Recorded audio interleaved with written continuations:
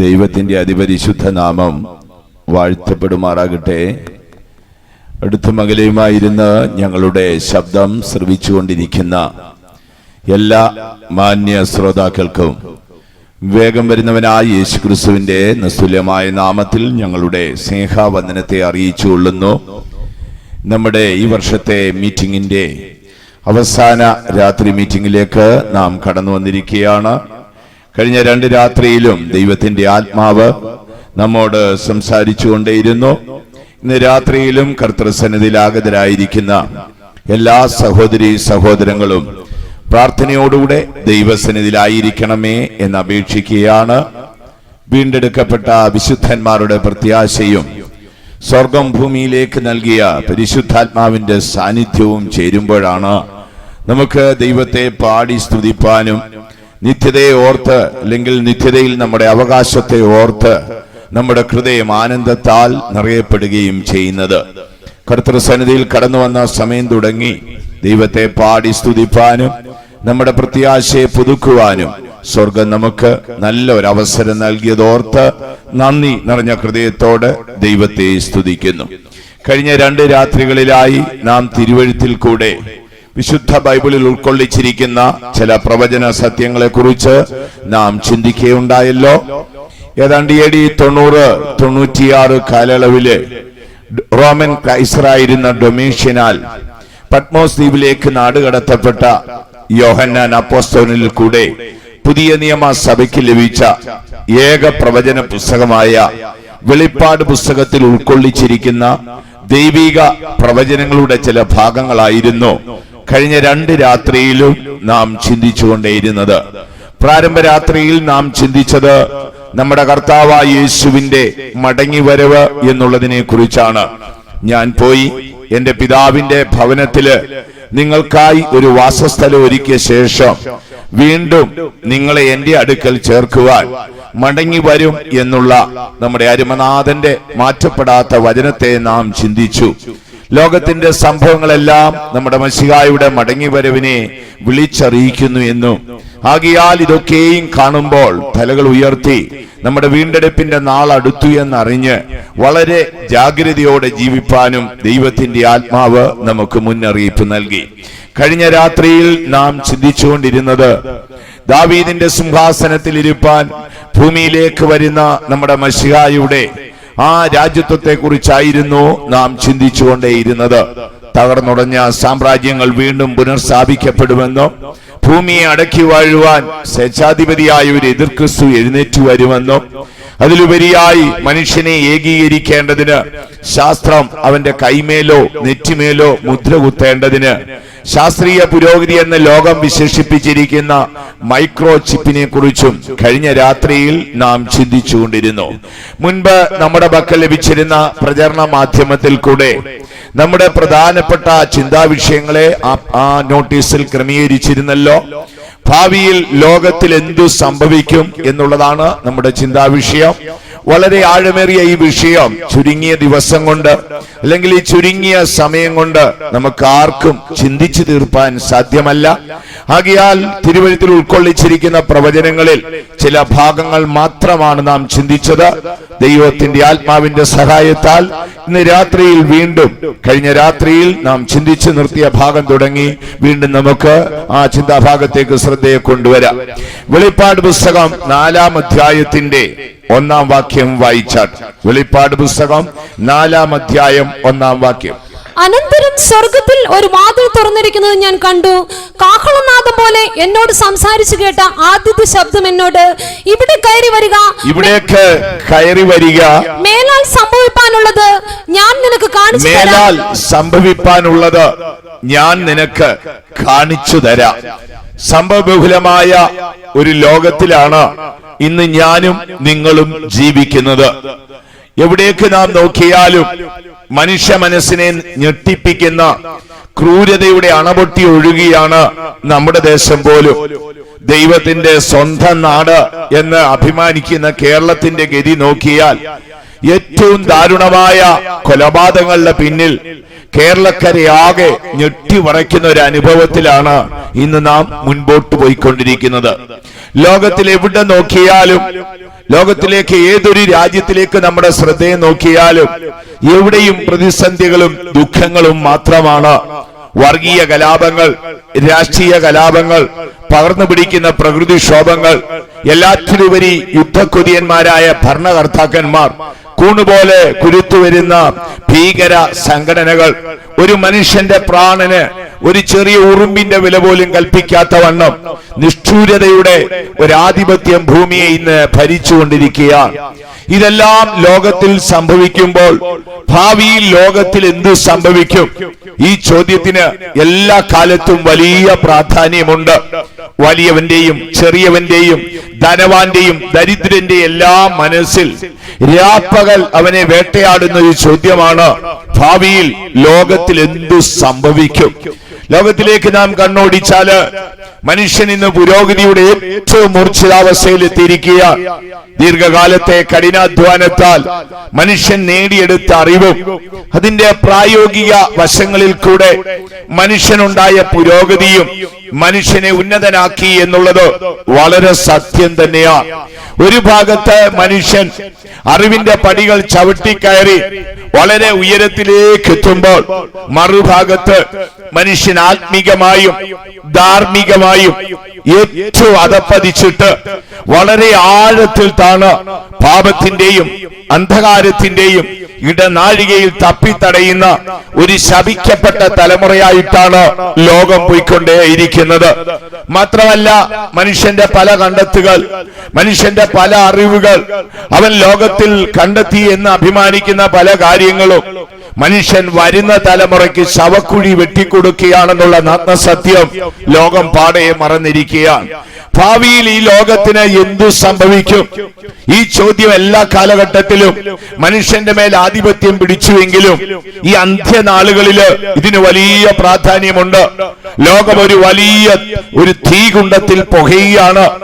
ആളിക്കത്തുന്ന ഒരു പുരയ്ക്കുള്ളിൽ ഇരുന്നുകൊണ്ട് ഒരു പ്രാന്തൻ അട്ടഹസിച്ച് ഞാൻ സുരക്ഷിതനാണെന്ന് വിളിച്ചു പറയുന്നത് പോലെയാണ് ഇനി ലോകത്തിൽ മനുഷ്യൻ ജീവിക്കുന്നത്. എവിടെ നോക്കിയാലും അരിഷ്ടതയുടെ അനുഭവമാണ് ലോകത്തിൽ കണ്ടുകൊണ്ടിരിക്കുന്നത്. ദൈവത്തിന് മഹത്വം ഉണ്ടാകട്ടെ. കഴിഞ്ഞ രാത്രിയിൽ ചില ഭാഗങ്ങളെ നാം ചിന്തിച്ചുകൊണ്ടിരുന്നു. ഇന്ന് രാത്രിയിൽ നമുക്ക് ചിന്തിക്കേണ്ടത് ദൈവത്തിന്റെ ക്രോധ ദിനങ്ങൾ എന്നുള്ള വിഷയത്തെ കുറിച്ചാണ്. പ്രാരംഭരാത്രിയിൽ യേശുവിന്റെ വരവിനെ കുറിച്ചും കഴിഞ്ഞ രാത്രിയിൽ തകർന്നുടഞ്ഞ സാമ്രാജ്യത്തിന്റെ പുനർസ്ഥാപനത്തെ കുറിച്ചും ലോകമടക്കി വാഴുവാൻ എഴുന്നേറ്റ് വരുന്ന സ്വേച്ഛാധിപതിയായ യേശുക്രിസ്തുവിനെ കുറിച്ചും അവരുടെ ഭരണനയമായ മനുഷ്യന്റെ ഏകീകരണത്തിന് ഉപകരിക്കുന്ന 666 അല്ലെങ്കിൽ മൈക്രോ ചിപ്പ് എന്നുള്ളതിനെ കുറിച്ചും ചിന്തിച്ചു. ഇന്ന് രാത്രിയിൽ നമുക്ക് ചിന്തിക്കേണ്ടത് നമ്മുടെ നോട്ടീസിൽ മുമ്പ് ലഭിച്ചിരുന്നത് പോലെയുള്ള ആ ഭാഗത്തേക്ക് ശ്രദ്ധയെ കൊണ്ടുവരാം. ദൈവത്തിന്റെ ക്രോധത്തിന്റെ ദിനം. ദൈവത്തിന് മഹത്വം ഉണ്ടാകട്ടെ. ദൈവത്തിന്റെ ക്രോധത്തിന്റെ ദിനം ഈ ഭൂമിയിൽ വന്നു ചേരും. തിരുവഴുത്തിലേക്ക് നമ്മുടെ ശ്രദ്ധയെ കൊണ്ടുവന്നാല് മശിഹായിക്ക് മുൻപായി ഇസ്രായേലിൽ ജീവിച്ച പല പ്രവാചകന്മാരും തങ്ങളുടെ പ്രവചനത്തില് അന്തിമമായി ഭൂമിയുടെ മേൽ വരുന്ന ഭയാനകമായ ന്യായവിധിയെ കുറിച്ച് പ്രവചിച്ചിട്ടുണ്ട്. പ്രവാചകനായ ദാനിയേല് തന്റെ പ്രവചനത്തിന്റെ അവസാന വരികളിൽ ഇങ്ങനെ എഴുതി, ലോകത്തിൽ മനുഷ്യജാതി ഉണ്ടായിട്ടുള്ളതിൽ വെച്ച് ഏറ്റവും വലിയ കഷ്ടത അന്നുണ്ടാകും. ദാനിയേൽ പ്രവചനം 12-ാം അധ്യായത്തിൽ വരുമ്പോൾ ഇന്നേക്ക് 2600ഓളം വർഷങ്ങൾക്ക് മുൻപ് ബാബിലോണിലേക്ക് പ്രവാസിയായി പോയ പ്രവാചകനായ ദാനിയേലിനോട് ദൈവത്തിന്റെ ദൂതൻ അരുളി ചെയ്യുക, ദാനിയേലേ, മനുഷ്യൻ ലോകത്തിൽ ഉണ്ടായിട്ടുള്ളതിൽ വെച്ച് ഏറ്റവും വലിയ കഷ്ടത അന്നാളിൽ ഉണ്ടാകും. മനുഷ്യന്റെ മനസ്സിൽ ഉൾക്കൊള്ളാൻ കഴിയാത്തവണ്ണമുള്ള ദൈവത്തിന്റെ ക്രോധത്തിന്റെ അഗ്നി ഭൂമിയിൽ പതിക്കുമെന്ന് 2600 വർഷങ്ങൾക്ക് മുൻപ് ദാനിയേൽ പ്രവാചകനോട് ദൂതൻ പറയുക. ശേഷം പിൽക്കാലം ജീവിച്ച പല പ്രവാചകന്മാരും ദൈവത്തിന്റെ ക്രോധ ദിനത്തെ കുറിച്ച് പ്രവചിച്ചിരുന്നു. പ്രവാചകനായ ആമോസ് പറയുന്നത് ഇങ്ങനെയാണ്. ആമോസിന്റെ പ്രവചനം പ്രവചന പുസ്തകം 5-ാം അധ്യായത്തിന്റെ 18-ാം വാക്യത്തിൽ വരുമ്പോൾ യഹോവയുടെ ക്രോധ ദിനം എന്ന് വിശേഷിപ്പിച്ചിട്ടുണ്ട്. എന്നാൽ വെളിപ്പാട് പുസ്തകത്തിലേക്ക് നാം കടന്നു വരുമ്പോൾ അവിടെ വളരെ വ്യക്തമായി എഴുതിയിരിക്കുന്നു, കുഞ്ഞാടിന്റെ കോപ ദിവസം വന്നിരിക്കുന്നു. 16-ാം അധ്യായത്തിലേക്ക് വരുമ്പോൾ നമുക്കത് കാണാൻ കഴിയുമല്ലോ. 6-ാം അധ്യായത്തിന്റെ 15-16 അന്നാളിൽ അവർ മലകളോട് ഭൂമിയിലെ രാജാക്കന്മാരും മഹത്തുക്കളും, ശ്രദ്ധിക്കുക, ഭൂമിയിലെ രാജാക്കന്മാരും മഹത്തുക്കളും സഹസ്രാധിപന്മാരും ധനവാന്മാരും ബലവാന്മാരും സകല ദാസനും സ്വതന്ത്രനും ഗുഹകളിലും മലപ്പാറകളിലും ഒളിച്ചുകൊണ്ട് മലകളോടും പാറകളോടും ഞങ്ങളുടെ മേൽ വീഴുവീൻ. സിംഹാസനത്തിലിരിക്കുന്നവന്റെ മുഖം കാണാതെ വണ്ണവും കുഞ്ഞാടിന്റെ കോപം തട്ടാതെ വണ്ണവും ഞങ്ങളെ മറപ്പി. അടുത്ത വാക്ക്, അവരുടെ മഹാകോപ ദിവസം വന്നുവല്ലോ. ദൈവത്തിന് മഹത്വം ഉണ്ടാകട്ടെ. യോഹന്നാനോട് ആത്മാവ് പറയുന്ന സത്യങ്ങള് യോഹന്നാൻ തന്റെ ആ തിരുവെഴുത്തുകളായി നമുക്ക് ക്രമീകരിച്ച് തന്നിരിക്കുക. ഒരു കുഞ്ഞാടിന്റെ ക്രോധ ദിനം വരുന്നു. അവിടെ ഇങ്ങനെയാണ് എഴുതിയിരിക്കുന്നത്, അന്നാളിൽ രാജാക്കന്മാരും പ്രഭുക്കന്മാരും ധനവാന്മാരും ദരിദ്രന്മാരും മലകളോടും പാറകളോടും ഒക്കെ പറയുക, നിങ്ങൾ വന്ന് ഞങ്ങളുടെ മേൽ വീണ് ഞങ്ങളെ മൂടുവീൻ.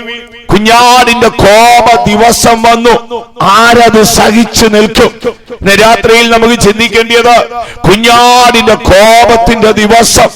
വേദപുസ്തകം നമ്മൾ പഠിച്ചാല് ഈ കുഞ്ഞാടിന്റെ കോപ ദിവസത്തെ കുറിച്ച് പൂർവകാല പ്രവാചകന്മാർ പലരും വളരെ വ്യക്തമായി പ്രവചിച്ചിരുന്നു.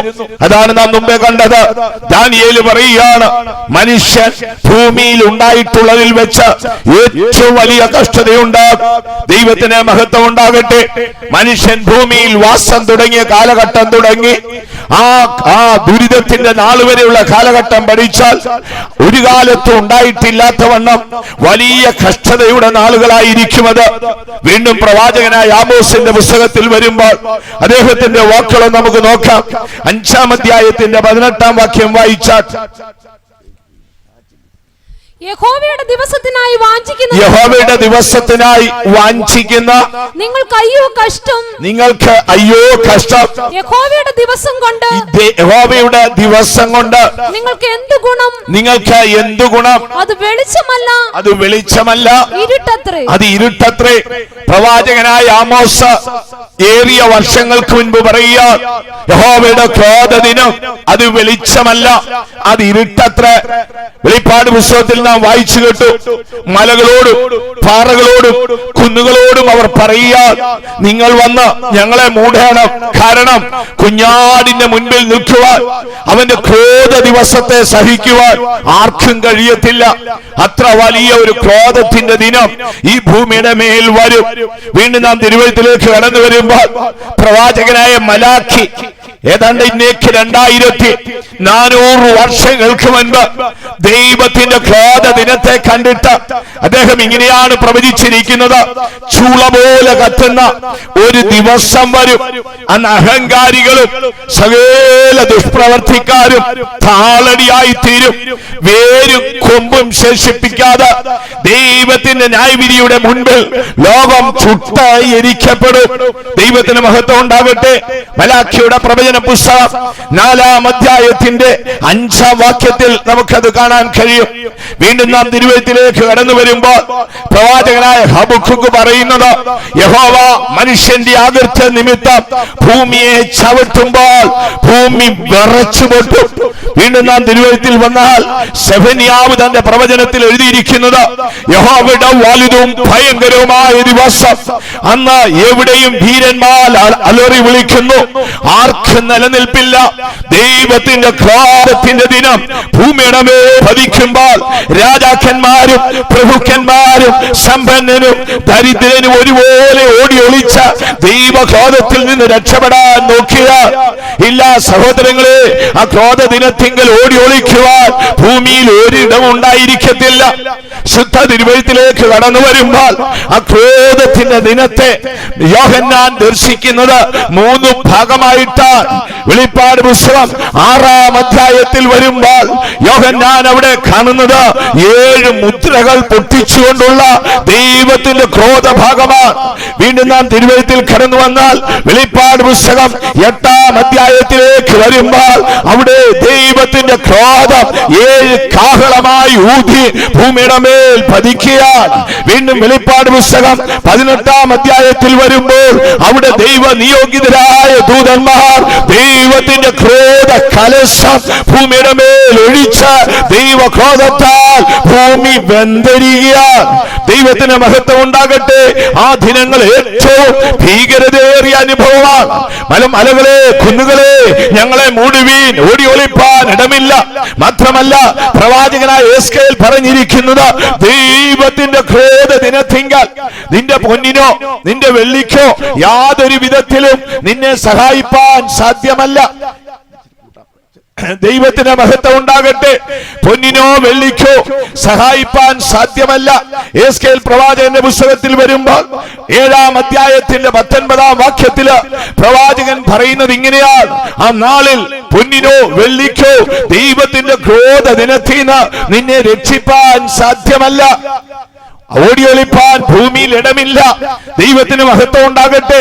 വെളിപ്പാട് പുസ്തകത്തിലേക്ക് നമ്മുടെ ശ്രദ്ധ കൊണ്ടുവരുമ്പോൾ ദൈവത്തിന്റെ ക്രോധത്തിന്റെ 3 ഭാഗമായി യോഹന്നാൻ അത് ദർശിക്കുക. വെളിപ്പാട് പുസ്തകം 6-ാം അധ്യായത്തിൽ വരുമ്പോൾ 7 മുദ്രകളെ നൽകിക്കൊണ്ട് വളരെ വ്യക്തമായി നമുക്കത് കാണാൻ കഴിയും. വെളിപ്പാട് പുസ്തകം 6-ാം അധ്യായത്തിലേക്ക് ശ്രദ്ധ കൊണ്ടുവരുമ്പോൾ അവിടെ പ്രധാനപ്പെട്ട 7 നിലവാരത്തിലുള്ള മുദ്രകളെ കാണുകയാണ്. യോഹന്നാൻ അത് ദർശിച്ചു. ഈ ചാർട്ടിന്റെ ഈ ഭാഗത്തായിട്ട് അത് ക്രമീകരിച്ചിരിക്കുകയാണ്. ദൈവത്തിന് മഹത്വം ഉണ്ടാകട്ടെ. വെളിപ്പാട് പുസ്തകം 6-ാം അധ്യായത്തിന്റെ 1-ാം വാക്യത്തിൽ വരുമ്പോൾ കുഞ്ഞാട് മുദ്രകളിൽ ഒന്ന് പൊട്ടിച്ചു. അപ്പോൾ ഇതാ ഒരു വെള്ളക്കുതിര പുറപ്പെട്ടു വരുന്നു. അതിന്റെ മേൽ ഒരുവൻ ഇരിപ്പുണ്ട്. സമാധാന പ്രഖ്യാപനത്തോടെ അവൻ വന്നു. അവന്റെ കയ്യിൽ വില്ലുണ്ട്, പക്ഷേ അവന്റെ കയ്യിൽ അമ്പില്ല. ദൈവത്തിന് മഹത്വം ഉണ്ടാകട്ടെ. ആഗോള വ്യാപകമായി മാനവരാശിയെ വശീകരിച്ച് സമാധാനം പ്രഖ്യാപിച്ചുകൊണ്ട് ലോകത്തെ അടക്കി വാഴുവാൻ വരുന്ന സ്വേച്ഛാധിപതിയായ യേശുക്രിസ്തുവിന്റെ രൂപമാണ് അവിടെ യോഹന്നാൻ കാണുന്നത്. വീണ്ടും 6-ാം അധ്യായത്തിന്റെ 4-ാം വാക്യത്തിൽ വരുമ്പോൾ അടുത്തതായി മറ്റൊരു കുതിരയെ കാണുന്നു. ഈ ചാർട്ടിന്റെ ഈ ഭാഗത്തായി അത് ക്രമീകരിച്ചിട്ടുണ്ട്. ദൈവത്തിന് മഹത്വം ഉണ്ടാകട്ടെ. തിരുവഴുത്തിലേക്ക് നമ്മുടെ ശ്രദ്ധ കൊണ്ടുവരുമ്പോൾ ഈ ഭാഗത്തായിട്ട് അത് കാണാം. അടുത്തതായി ഒരു ചുമന്ന കുതിര പുറപ്പെടുന്നു. വായിച്ചാട്ട വെളിപ്പാട് പുസ്തകം 6-ാം അധ്യായത്തിന്റെ 4-ാം വാക്യം എന്ന് വായിച്ചാട്ട്. അപ്പോൾ ചുവന്നതായ മറ്റൊരു കുതിര പുറപ്പെടുന്നത് ഞാൻ കണ്ടു. അതിന്റെ പുറത്ത് ഇരിക്കുന്നവന് മനുഷ്യർ അന്യോന്യം കൊല്ലുവാൻ തക്കവണ്ണം ഭൂമിയിൽ നിന്ന് സമാധാനം എടുത്തു കളയേണ്ടതിന് അധികാരം ലഭിച്ചു. ദൈവത്തിന്റെ ക്രോധത്തിന്റെ മുദ്രകൾ പൊട്ടുമ്പോൾ ഒന്നിനു പിന്നാലെ ഒന്നായി മനുഷ്യ മനസ്സിൽ ഉൾക്കൊള്ളാൻ കഴിയാത്തവണ്ണമുള്ള വലിയ കഷ്ടതയുടെ നാളുകൾ ഉണ്ടാകും. പൊന്നിനോ വെള്ളിക്കോ മനുഷ്യനെ സഹായിപ്പാൻ സാധ്യമല്ല. അതിലുപരിയായി ഓടി ഒളിക്കുവാൻ ഭൂതലത്തിൽ ഇടമുണ്ടായിരിക്കത്തില്ല. വെളിപ്പാട് പുസ്തകം 6-ാം അധ്യായത്തിലും വെളിപ്പാട് പുസ്തകം 8-ാം അധ്യായത്തിലും വെളിപ്പാട് പുസ്തകം 16-ാം അധ്യായത്തിലുമായി ഈ 7 വർഷത്തിനുള്ളിൽ ഭൂമിയിൽ പതിക്കുന്ന ദൈവക്രോധത്തിന്റെ ഒരു മനോഹര രൂപം നമുക്ക് കാണാം. ഭൂമിയിൽ മാത്രമല്ല, ആകാശ ശക്തികളിലും സൂര്യൻ കരിമ്പടം പോലെയാകും, ചന്ദ്രൻ രക്തതുല്യമാകും, ആകാശത്തിന്റെ നക്ഷത്രങ്ങൾ ഭൂമിയിൽ വീണുപോകും. എവിടെയും ദുഃഖങ്ങളും ദുരിതങ്ങളും മാത്രമാണ്. ദൈവത്തിന്റെ ക്രോധ കലശങ്ങൾ ഭൂമിയിലേക്ക് പതിക്കുമ്പോൾ ഭൂമിയിലെ സകല തടാകങ്ങളും സകല ജലാശയങ്ങളും രക്തതുല്യമായി തീരും. മനുഷ്യൻ സമാധാനം തേടി ഓടും, കണ്ടെത്തുകയില്ല. അവിടെ എഴുതിയിരിക്കുന്ന ഇങ്ങനെ, മനുഷ്യൻ മരിപ്പാൻ ഇച്ഛിക്കും, മരണം പോലും കണ്ടെത്താൻ കഴിയാത്തവണ്ണമുള്ള ഭീകരതയുടെ നാളുകൾ ഉണ്ടാകും. ഈ ആഴമേറിയ വിഷയം നമുക്ക് വിശദീകരിപ്പാൻ ഈ രാത്രിയിൽ നമുക്ക് സമയം പോരാ. ദൈവത്തിന് മഹത്വം ഉണ്ടാകട്ടെ. ദൈവത്തിന്റെ ഉഗ്രകോപം ഭൂമിയുടെ മേൽ പതിച്ച ദൈവം നിയോഗിച്ച ആ ദൂതന്മാർ ദൈവക്രോധ കലശം ഭൂമിയിലേക്ക് ഒഴിക്കുമ്പോൾ മനുഷ്യന് ഉൾക്കൊള്ളുവാൻ കഴിയാത്തവണ്ണമുള്ള വേദനയും യാതനകളും ഉണ്ടാകും. മനുഷ്യർ പരസ്പരം കൊല്ലേണ്ടതിന് സമാധാനം എടുത്തു കളയുന്ന ഒരു ചുമന്ന കുതിരയെ യോഹന്നാൻ കാണുന്നു. വീണ്ടും താഴേക്ക് കടന്നു വരുമ്പോൾ ക്ഷാമം, ഭൂകമ്പം, ആകാശശക്തിയുടെ ഇളക്കം, മനുഷ്യവർഗത്തിന്റെ കഷ്ടതകൾ, സാത്താന്യ ശക്തികൾ ഇങ്ങനെ ഒന്നൊന്നായി ഭൂമിയിൽ നടമാടിക്കൊണ്ടേയിരിക്കും. ദൈവത്തിന് മഹത്വം ഉണ്ടാകട്ടെ. ആ ഭീകരതയുടെ നാളിൽ മനുഷ്യർ ഓടി ഒളിക്കുവാൻ ഭൂതലത്തിൽ എങ്ങും ഇടമുണ്ടായിരിക്കത്തില്ല. വെളിപ്പാട് പുസ്തകം 8-ാം അധ്യായത്തിന്റെ 7-ാം വാക്യത്തിലും 8-ാം വാക്യത്തിലും 10-ാം വാക്യത്തിലും ഒക്കെ വളരെ വിശദമായി ഒന്നൊന്നായി അവിടെ കൊടുത്തിരിക്കുകയാണ്. ദൈവത്തിന്റെ ക്രോധത്തിന്റെ ദിനം ഏറ്റവും ഭയങ്കരമായിരിക്കും. ദൈവത്തിന് മഹത്വം ഉണ്ടാകട്ടെ. വെളിപ്പാട് പുസ്തകത്തിലേക്ക് കടന്നു വരുമ്പോൾ ആ ക്രോധ രൂപത്തെ ഇവിടെ യോഹന്നാന് ദൈവം കാണിച്ചു കൊടുക്കുന്നു. പ്രവാചകനായ മലാഖി എന്താണ് പറഞ്ഞത്? ചൂള പോലെ കത്തുന്ന ദിവസമാണ്. പ്രവാചകനായ ആമോസ് എന്താണ് പറയുന്നത്? വെളിച്ചമല്ല, ഇരുൾ നിറഞ്ഞ ദിവസമാണ്. പ്രവാചകനായ ഹബക്കൂക്ക് എന്താണ് പറയുന്നത്? യഹോവ തന്റെ ക്രോധത്താൽ ഭൂമിയെ ചവിട്ടുന്ന ദിവസമാണ്. ദൈവത്തിന് മഹത്വം ഉണ്ടാകട്ടെ. ഭൂമിയിൽ മനുഷ്യൻ വാസം തുടങ്ങിയ കാലം തുടങ്ങി ഇതുവരെ ഉണ്ടാകാത്ത വലിയ കഷ്ടം അന്നാളിലുണ്ടാകും. എല്ലാം വിശദമായി ചിന്തിപ്പാൻ നമുക്ക് സമയം പോരാ. ദൈവത്തിന് മഹത്വം ഉണ്ടാകട്ടെ. കുഞ്ഞാട് മുദ്രകളിൽ ഒന്ന് പൊട്ടിച്ചു. അപ്പോൾ ഇതാ ഒരു വെള്ളക്കുതിര പുറപ്പെട്ടു വരുന്നു. ഉവായ രൂപേനെ സമാധാനം പ്രഖ്യാപിച്ച് ആഗോള വ്യാപകമായി തന്റെ സാമ്രാജ്യം സ്ഥാപിക്കുന്ന ഇത് ക്രിസ്തുവിന്റെ രൂപമാണ്. രണ്ടാമതായി നാം വായിച്ചല്ലോ, മനുഷ്യർ പരസ്പരം കൊല്ലേണ്ടതിന് സമാധാനം എടുത്തു കളയുന്ന ഒരു ചുമന്ന കുതിര പുറപ്പെട്ടു. അവന്റെ കയ്യിൽ മൂർച്ചയുള്ള വാളുണ്ട്. രക്തച്ചൊരിച്ചിലാണ് അവന്റെ ഹൃദയാഗ്രഹം.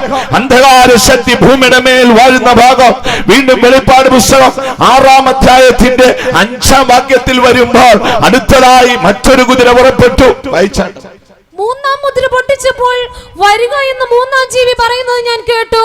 അപ്പോൾ ഞാൻ ഒരു കറുത്ത കുതിരയെ ഞാൻ കണ്ടു. അതിന്റെ പേര് ക്ഷാമമാണ്. ഈ ക്ഷാമം എന്നൊക്കെ കേട്ടാല് ഈ പുതിയ തലമുറയ്ക്ക് അറിയുവാൻ വളരെ ബുദ്ധിമുട്ടാണ്. വലിയ ക്ഷാമം ലോകത്തിലുണ്ടാകും. എതിർ ക്രിസ്തു ലോകത്തെ ഭരിക്കുമ്പോൾ സമാധാനം ഭൂമിയിൽ നിന്ന് പോയി പോകും. മനുഷ്യർ പരസ്പരം കൊന്നുകളയും. വലിയ രക്തച്ചൊരിച്ചിലുണ്ടാകും. അടുത്തതായി വായിച്ചു കേട്ടല്ലോ, അടുത്തൊരു കുതിര പുറപ്പെട്ടു. അവന്റെ കയ്യിൽ ആ കുതിരപ്പുറത്ത് ഇരിക്കുന്നവന്റെ കയ്യിൽ ഒരു ത്രാസുണ്ട്. പേര് ക്ഷാമമെന്നാൽ. വീണ്ടും അടുത്ത ഭാഗത്തേക്ക് കടന്നു വരുമ്പോൾ 8-ാം വാക്യത്തിൽ പറയുന്നു, ഞാൻ നോക്കിക്കൊണ്ടിരിക്കുമ്പോൾ പിന്നെ ഒരു മഞ്ഞ കുതിര പുറപ്പെട്ടു. പേര് മരണമെന്നാൽ. മനുഷ്യർ പരസ്പരം കൊല്ലും. വലിയ ക്ഷാമമുണ്ടാകും. അന്ധകാരത്തിന്റെ ശക്തി ഭൂമിയുടെ മേൽ വാഴും. മനുഷ്യർ സമാധാനം തേടി ലോകത്തിൽ ചുറ്റിയോടും. വീണ്ടും നാം തിരുവഴുത്തിൽ കടന്നു വരുമ്പോൾ 12-ാം വാക്യത്തില് അടുത്തതായി വായിച്ചാൽ 6-ാം മുദ്ര പൊട്ടിച്ചപ്പോൾ വലിയൊരു ഭൂകമ്പമുണ്ടായി. സൂര്യൻ കരിമ്പട. 6-ാമത്തെ മുദ്ര പൊട്ടിച്ചപ്പോൾ ഈ ചാറ്റിന്റെ ഈ ഭാഗത്തായി അതിന്റെ മനോഹരമായ ചിത്രങ്ങൾ ക്രമീകരിച്ചിട്ടുണ്ട്. ഒന്നാമത്തേത് വെള്ളക്കുതിരപ്പുറത്തിരിക്കുന്നവൻ. അവൻ ഭൂമിയെ അടക്കി വാഴുവാൻ വരുന്ന ഒരു എതിർ ക്രിസ്തുവാണ്. രണ്ടാമത്തവൻ ചുമന്ന കുതിരയുടെ പുറത്ത് വരുന്നവൻ. അവൻ സമാധാനം എടുത്തു കളയുന്നവൻ. മൂന്നാമത് കറുത്ത കുതിരപ്പുറത്ത് പുറപ്പെട്ടു വരുന്നവൻ. അവന്റെ പേര് ക്ഷാമമെന്നാണ്. അടുത്തതായി മഞ്ഞ കുതിരയുടെ പുറത്ത് പുറപ്പെട്ടു വരുന്നവൻ. അവന്റെ പേര് മരണമെന്നാണ്. ദൈവത്തിന് മഹത്വം ഉണ്ടാകട്ടെ. ദൈവത്തിന്റെ ന്യായവിധി ഭൂമിയുടെ മേൽ ഒന്നിനു പിന്നാലെ ഒന്നായി പതിക്കുന്നു. ഇപ്പോൾ നാം വായിച്ചു കേട്ടല്ലോ, അടുത്ത മുദ്ര പൊട്ടിച്ചപ്പോൾ ആകാശ ആകാശത്തിന്റെ ശക്തികൾ ഇളകി, സൂര്യൻ കരിമ്പടം പോലെയായി, ചന്ദ്രൻ രക്തതുല്യമായി, ആകാശത്തിലെ നക്ഷത്രങ്ങൾ ഒന്നൊന്നായി ഭൂമിയിലേക്ക് വീണു. ദൈവത്തിന്റെ ക്രോധ മുദ്രകളെ പൊട്ടിക്കുമ്പോൾ മാനവരാശിയെ നിന്റെ മനസ്സിൽ ഉൾക്കൊള്ളാൻ കഴിയാത്തവണ്ണം ഭീകരതയുടെ നാളുകളായിരിക്കും ആ അന്ത്യനാളുകൾ എന്ന് പറയുന്നത്. ദൈവത്തിന് മഹത്വം ഉണ്ടാകട്ടെ. ഇനിയും കഷ്ടതയുടെ രണ്ടാം ഭാഗത്തേക്ക് പോകാം. എല്ലാം വിശദമായി ചിന്തിപ്പാൻ നമുക്ക് സമയം പോരാ. 8-ാം അധ്യായത്തിന്റെ 7 തുടങ്ങിയുള്ള വാക്യങ്ങളിൽ വരുമ്പോൾ അടുത്തതായി ദൈവത്തിന്റെ ക്രോധ കാഹളങ്ങളെ കുറിച്ച് പറയുന്നു. വായിച്ചാട്ട 8-ാം അധ്യായത്തിന്റെ 7-ാം വാക്യം വായിച്ചാൽ, ഒന്നാമത്തവൻ ദൈവം നിയോഗിച്ച ദൂതന്മാർ ന്യായവിധിയുടെ കാഹളങ്ങൾ ഊതുകയാണ്. ഒന്നാമത്തവൻ ഊതി. അടുത്തത്, രക്തം കലർന്ന കൽമഴയും തീയും ഭൂമിയുടെ മേൽ ചൊരിഞ്ഞിട്ട് ഭൂമിയുടെ മൂന്നിലൊന്ന് വെന്തുപോകും. ശ്രദ്ധിക്കുക, ഇതൊന്നും മനുഷ്യ മനസ്സില് ഇതിന്റെ രൂപം ഉൾക്കൊള്ളാൻ സാധ്യമല്ല. അത്ര വലിയ ഭീകരത ഉണ്ടാകും. ദാനിയേലിനോട് എന്താ പറഞ്ഞത്? ദാനിയേലേ, മനുഷ്യൻ ഭൂമിയിൽ ഉണ്ടായിട്ടുള്ളതിൽ വെച്ച് ഏറ്റവും വലിയ കഷ്ടതയായിരിക്കും. ഈ 7 വർഷത്തിനുള്ളിൽ ദൈവത്തിന്റെ ക്രോധത്തിന്റെ കലശങ്ങൾ ഒന്നൊന്നായി ഭൂമിയിൽ പതിക്കും. ആകാശ ശക്തികൾ ഇളകും, ഭൂമി ആടി ഉലയും, മനുഷ്യന് വലിയ ദുർവ്രണം ഉണ്ടാകും, വലിയ ക്ഷാമവും ഭൂകമ്പവും ഉണ്ടാകും, പകർച്ചവ്യാധി ഭൂമിയിൽ പടർന്നു പിടിക്കും. ആർക്കും നിയന്ത്രിക്കാൻ കഴിയാത്ത ദുഷ്ടതയുടെ അണപൊട്ടി ഈ ഭൂമിയിൽ അനർത്ഥം ഒഴുകിക്കൊണ്ടേയിരിക്കും. ദൈവത്തിന് മഹത്വം ഉണ്ടാകട്ടെ. വെളിപ്പാട് പുസ്തകം 6-ാം അധ്യായത്തിലും 8-ാം അധ്യായത്തിലും 16-ാം അധ്യായത്തിലുമാണ് ഈ ദൈവക്രോധത്തിന്റെ രൂപം യോഹന്നാൻ ദർശിച്ചിരിക്കുന്നത്. ആകയാൽ ദൈവക്രോധത്തിന്റെ ദിനം ഭൂമിയിൽ പതിക്കും മുൻപ് നിങ്ങൾ ഓടി രക്ഷപ്പെടുവീൻ. നിങ്ങളുടെ പൊന്നിനോ നിങ്ങളുടെ വെള്ളിക്കോ ഭൂമിയിൽ നിങ്ങളുടെ മണിമന്ദിരങ്ങൾക്കോ നിങ്ങളുടെ പ്രാണന് സുരക്ഷത്തെ കൽപ്പിപ്പാൻ സാധ്യമേ അല്ല. മലകളെ, കുന്നുകളെ, നിങ്ങൾ ഞങ്ങളെ മൂടുവീൻ എന്ന് രാജാക്കന്മാരും പ്രഭുക്കന്മാരും നിലവിളിക്കുന്നത് യോഹന്നാൻ ആത്മാവിൽ കേൾക്കുകയാണ്. പൊന്നും വെള്ളിയും അവർ വീതികളിൽ എറിഞ്ഞു കളഞ്ഞിട്ട് അവർ ഓടി രക്ഷപ്പെടാൻ നോക്കുന്നു. ഇല്ല, രക്ഷപ്പെടുവാൻ വഴിയില്ല. എന്ത് ചെയ്യണം? ദൈവത്തിന്റെ ക്രോധം നിന്റെ മേൽ വീണ് ഭരിക്കുന്നതിന് മുൻപ് രക്ഷപ്പെടാൻ എന്ത് ചെയ്യണം? ഭക്തനായ സെഫന്യാവ് തന്റെ പ്രവചനത്തിൽ ഇങ്ങനെ എഴുതിയിരിക്കുന്നല്ലോ. സെഫന്യാവിന്റെ പ്രവചനം 2-ാം അധ്യായത്തിന്റെ 3-ാം വാക്യത്തിൽ വരുമ്പോൾ അവിടെ ഇങ്ങനെ പറയാണ്, ദൈവത്തെ അന്വേഷിപ്പീൻ, നീതി അന്വേഷിപ്പീൻ, സൗമ്യത അന്വേഷിപ്പീൻ, എന്നാൽ ദൈവത്തിന്റെ ക്രോധ ദിവസം നിങ്ങൾക്ക് ഒളിച്ചിരിക്കാം. വായിച്ചാൽ, യഹോവയുടെ ന്യായം പ്രവർത്തിക്കുന്നവരായി ഭൂമിയിലെ സകല സൗമ്യന്മാരുമായുള്ളവരെ അവനെ അന്വേഷിപ്പീൻ. ദൈവത്തെ അന്വേഷിപ്പീൻ, നീതിയെ അന്വേഷിപ്പീൻ, സൗമ്യത അന്വേഷിപ്പീൻ. പക്ഷേ നിങ്ങൾക്ക് യഹോവയുടെ കോപ ദിവസം നിങ്ങൾക്ക് മറഞ്ഞിരിക്കാം. ദൈവത്തിന്റെ ക്രോധത്തിന്റെ കലശങ്ങൾ ഒന്നൊന്നായി ഭൂമിയുടെ മേൽ ചൊരിയുമ്പോൾ ഓടി രക്ഷപ്പെടുവാൻ ഇടമില്ല എന്ന് രാജാക്കന്മാരും പ്രമുഖന്മാരും നിലവിളിക്കുമ്പോൾ ഇന്ന് രാത്രി ദൈവവചനം കേൾക്കുന്ന പ്രിയ ദൈവ പൈതലേ, നീ നീതി അന്വേഷിക്കുവീൻ, നീ ദൈവത്തെ അന്വേഷിക്കുവീൻ. യഹോവയുടെ ക്രോധ ദിനത്തിങ്കൽ നിനക്ക് ഓടി ഒളിപ്പാൻ ഒരു ഇടമുണ്ടായിരിക്കും. ദൈവത്തിന് മഹത്വം ഉണ്ടാകട്ടെ. യെശയ്യാ പ്രവാചകന്റെ പുസ്തകം 26-ാം അധ്യായത്തിൽ വരുമ്പോൾ പ്രവാചകൻ ഇങ്ങനെ പറയുന്നു, എന്റെ ജനമേ, വന്ന് നിന്റെ അറകളിൽ കയറി വാതിലുകളെ അടയ്ക്കുക. യഹോവ മനുഷ്യവർഗത്തിന്റെ അകൃത്യത്താൽ അവരെ സന്ദർശിപ്പാൻ വന്നിരിക്കുന്നു. 26 എന്റെ ജനമേ വന്ന് നിന്റെ അറകളിൽ കടന്ന്, എന്റെ ജനമേ വന്ന് നിന്റെ അറകളിൽ കടന്ന് വാതിലുകളെ അടയ്ക്ക. ക്രോധം കടന്നു പോകുവോളം അല്പനേരത്തെ ഒളിച്ചിരിക്കുക. അക്ഷരീയമായി അത് വീണ്ടെടുക്കപ്പെട്ട ഇസ്രായേലിനോട്, അല്ലെങ്കിൽ ഉപദ്രവകാലത്ത് മുദ്രയേൽക്കപ്പെട്ട 1,44,000 ഇസ്രായേലിനോട് പ്രവാചകൻ പ്രവചിക്കുന്ന പ്രവചനമെങ്കിലും ആത്മീയമായി ഭക്തന്മാരുടെ വിശ്രാമ സ്ഥലം അത് കർത്താവായ യേശുവാണ്. നീ യേശുവിങ്കൽ കടന്നു വരുവീൻ, നീതിയെ നീ അന്വേഷിപ്പീൻ, നീ സൗമ്യതയെ അന്വേഷിപ്പീൻ. യഹോവയുടെ ക്രോധ ദിനം നിനക്ക് ഒളിച്ചിരിക്കാം. 2-ാം സങ്കീർത്തനത്തിൽ ഇങ്ങനെ എഴുതിയിരിക്കുന്നു, നീ വഴിയിൽ വെച്ച് നീ ദൈവക്രോധം നിന്റെ മേൽ പതിച്ച് നീ നശിച്ചു പോകാതിരിപ്പാൻ നീ പുത്രനെ കണ്ട് ചുംബിക്കുവീൻ. 2-ാം സങ്കീർത്തനത്തിൽ വരുമ്പോൾ അവിടെ സങ്കീർത്തനക്കാരൻ പറയുന്നു, ദൈവക്രോധത്താൽ നീ നശിച്ചു പോകാതിരിപ്പാൻ പുത്രനെ ചുംബിച്ചുകൊള്ളുവീൻ. വായിച്ചാൽ, അവൻ കോപിച്ചിട്ട് നിങ്ങൾ വഴിയിൽ വെച്ച് നശിക്കാതിരിപ്പാൻ പുത്രനെ ചുംബിപ്പീൻ. ദൈവത്തിന് മഹത്വം ഉണ്ടാകട്ടെ. അവൻ കോപിച്ചിട്ട് നിങ്ങൾ വഴിയിൽ വെച്ച് നശിക്കാതിരിക്കേണ്ടതിന് നിങ്ങൾ പുത്രനെ ചുംബിച്ചുകൊള്ളുവീൻ. എങ്ങനെ ദൈവക്രോധത്തിൽ ഓടി രക്ഷപ്പെടാം? വേദപുസ്തകം വളരെ വ്യക്തമായി പറയുന്നു, നീ ദൈവത്തെ അന്വേഷിപ്പീൻ, ദൈവത്തിന്റെ നീതി അന്വേഷിപ്പീൻ, ദൈവിക സ്വഭാവത്തെ അന്വേഷിപ്പീൻ. എന്നാൽ ദൈവത്തിന്റെ ക്രോധ ദിനത്തിങ്കൽ നിനക്ക് ഒളിച്ചിരിക്കാം. ദൈവത്തിന് മഹത്വം ഉണ്ടാകട്ടെ. യഹോവയുടെ വലുതും ഭയങ്കരവുമായ ഒരു ദിവസം വരും. അന്ന് ബലവാന്മാർ എമ്പാടും വ്യാകുലപ്പെട്ടോടും. വലിയ മിടുക്കന്മാർ, പ്രാപ്തന്മാർ, ശക്തന്മാരുടെ കാലുകളൊക്കെ കുഴിഞ്ഞു പോകും. സെഫന്യാവ് പറയുന്നു, വീരൻ അവിടെ അലറി വിളിക്കുന്നു. യഹോവയുടെ ദിവസം ആർക്ക് സഹിക്കാം? ഇല്ല. മനുഷ്യ മനസ്സിൽ ഉൾക്കൊള്ളാൻ കഴിയാത്തവണ്ണം ഏറ്റവും വേദനപ്പെട്ട നാളുകളായിരിക്കും ദൈവത്തിന്റെ ക്രോധ ദിനം. ദൈവത്തിന് മഹത്വം ഉണ്ടാകട്ടെ. അത് 7 മുദ്രകളായും 7 കാഹളങ്ങളായും 7 കലശങ്ങളായും ഭൂമിയുടെ മേൽ ദൈവം ചൊരിയും. ആ ക്രോധ ദിനത്തിങ്കല ഭൂമിയിൽ വസിക്കുന്നവർക്കും ആകാശമണ്ഡലത്തിനും മഹാസമുദ്രത്തിനും ഭൂമിയിലെ എല്ലാ ഇതര ജീവജന്തുക്കൾക്കും ഒരുപോലെ അത് ബാധിക്കും. ദൈവത്തിന് മഹത്വം ഉണ്ടാകട്ടെ. ആകയാൽ ദൈവക്രോധത്തിൽ നിന്ന് നമുക്ക് ഓടിയൊളിക്കാം. ദൈവത്തെ നമുക്ക് അന്വേഷിക്കാം, അവന്റെ നീതിയെ നമുക്ക് അന്വേഷിക്കാം. വഴിയിൽ വെച്ച് നശിച്ചു പോകാതിരിപ്പാൻ നമ്മുടെ വീണ്ടെടുപ്പുകാരനായ മശിഹായെ നമുക്ക് ചുംബിക്കാം. അവൻ നമ്മുടെ വീണ്ടെടുപ്പുകാരനാണ്, അവൻ നമ്മുടെ മധ്യസ്ഥനാണ്, അവൻ നമ്മുടെ മഹാപുരോഹിതനാണ്. നമുക്ക് വേണ്ടി പിതാവിന്റെ സന്നിധിയിൽ ഈ ദിനവും പക്ഷപാതം ചെയ്യുന്നവനാണ്. ദൈവത്തിന് മഹത്വം ഉണ്ടാകട്ടെ.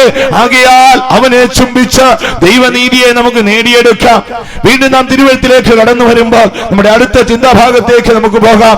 അടുത്തതായി നമുക്ക് ചിന്തിക്കേണ്ടത് ലോകത്തിൽ സംഭവിപ്പാൻ പോകുന്ന വലിയ യുദ്ധങ്ങളെ കുറിച്ചാണ്. ദൈവത്തിന് മഹത്വം ഉണ്ടാകട്ടെ. എല്ലാം വിശദമായി ചിന്തിച്ചു പോകുവാൻ നമുക്ക് സമയം പോരാ. രാത്രിയിൽ അടുത്തതായി നമുക്ക് ചിന്തിക്കേണ്ടത് ഭൂമിയിൽ സംഭവിക്കുന്ന ഭയാനകമായ യുദ്ധങ്ങൾ ഏത് രീതിയിലാണ്. കഴിഞ്ഞ രാത്രിയിൽ ഞാൻ അവയെക്കുറിച്ച് ചുരുക്കമായി പറഞ്ഞല്ലോ.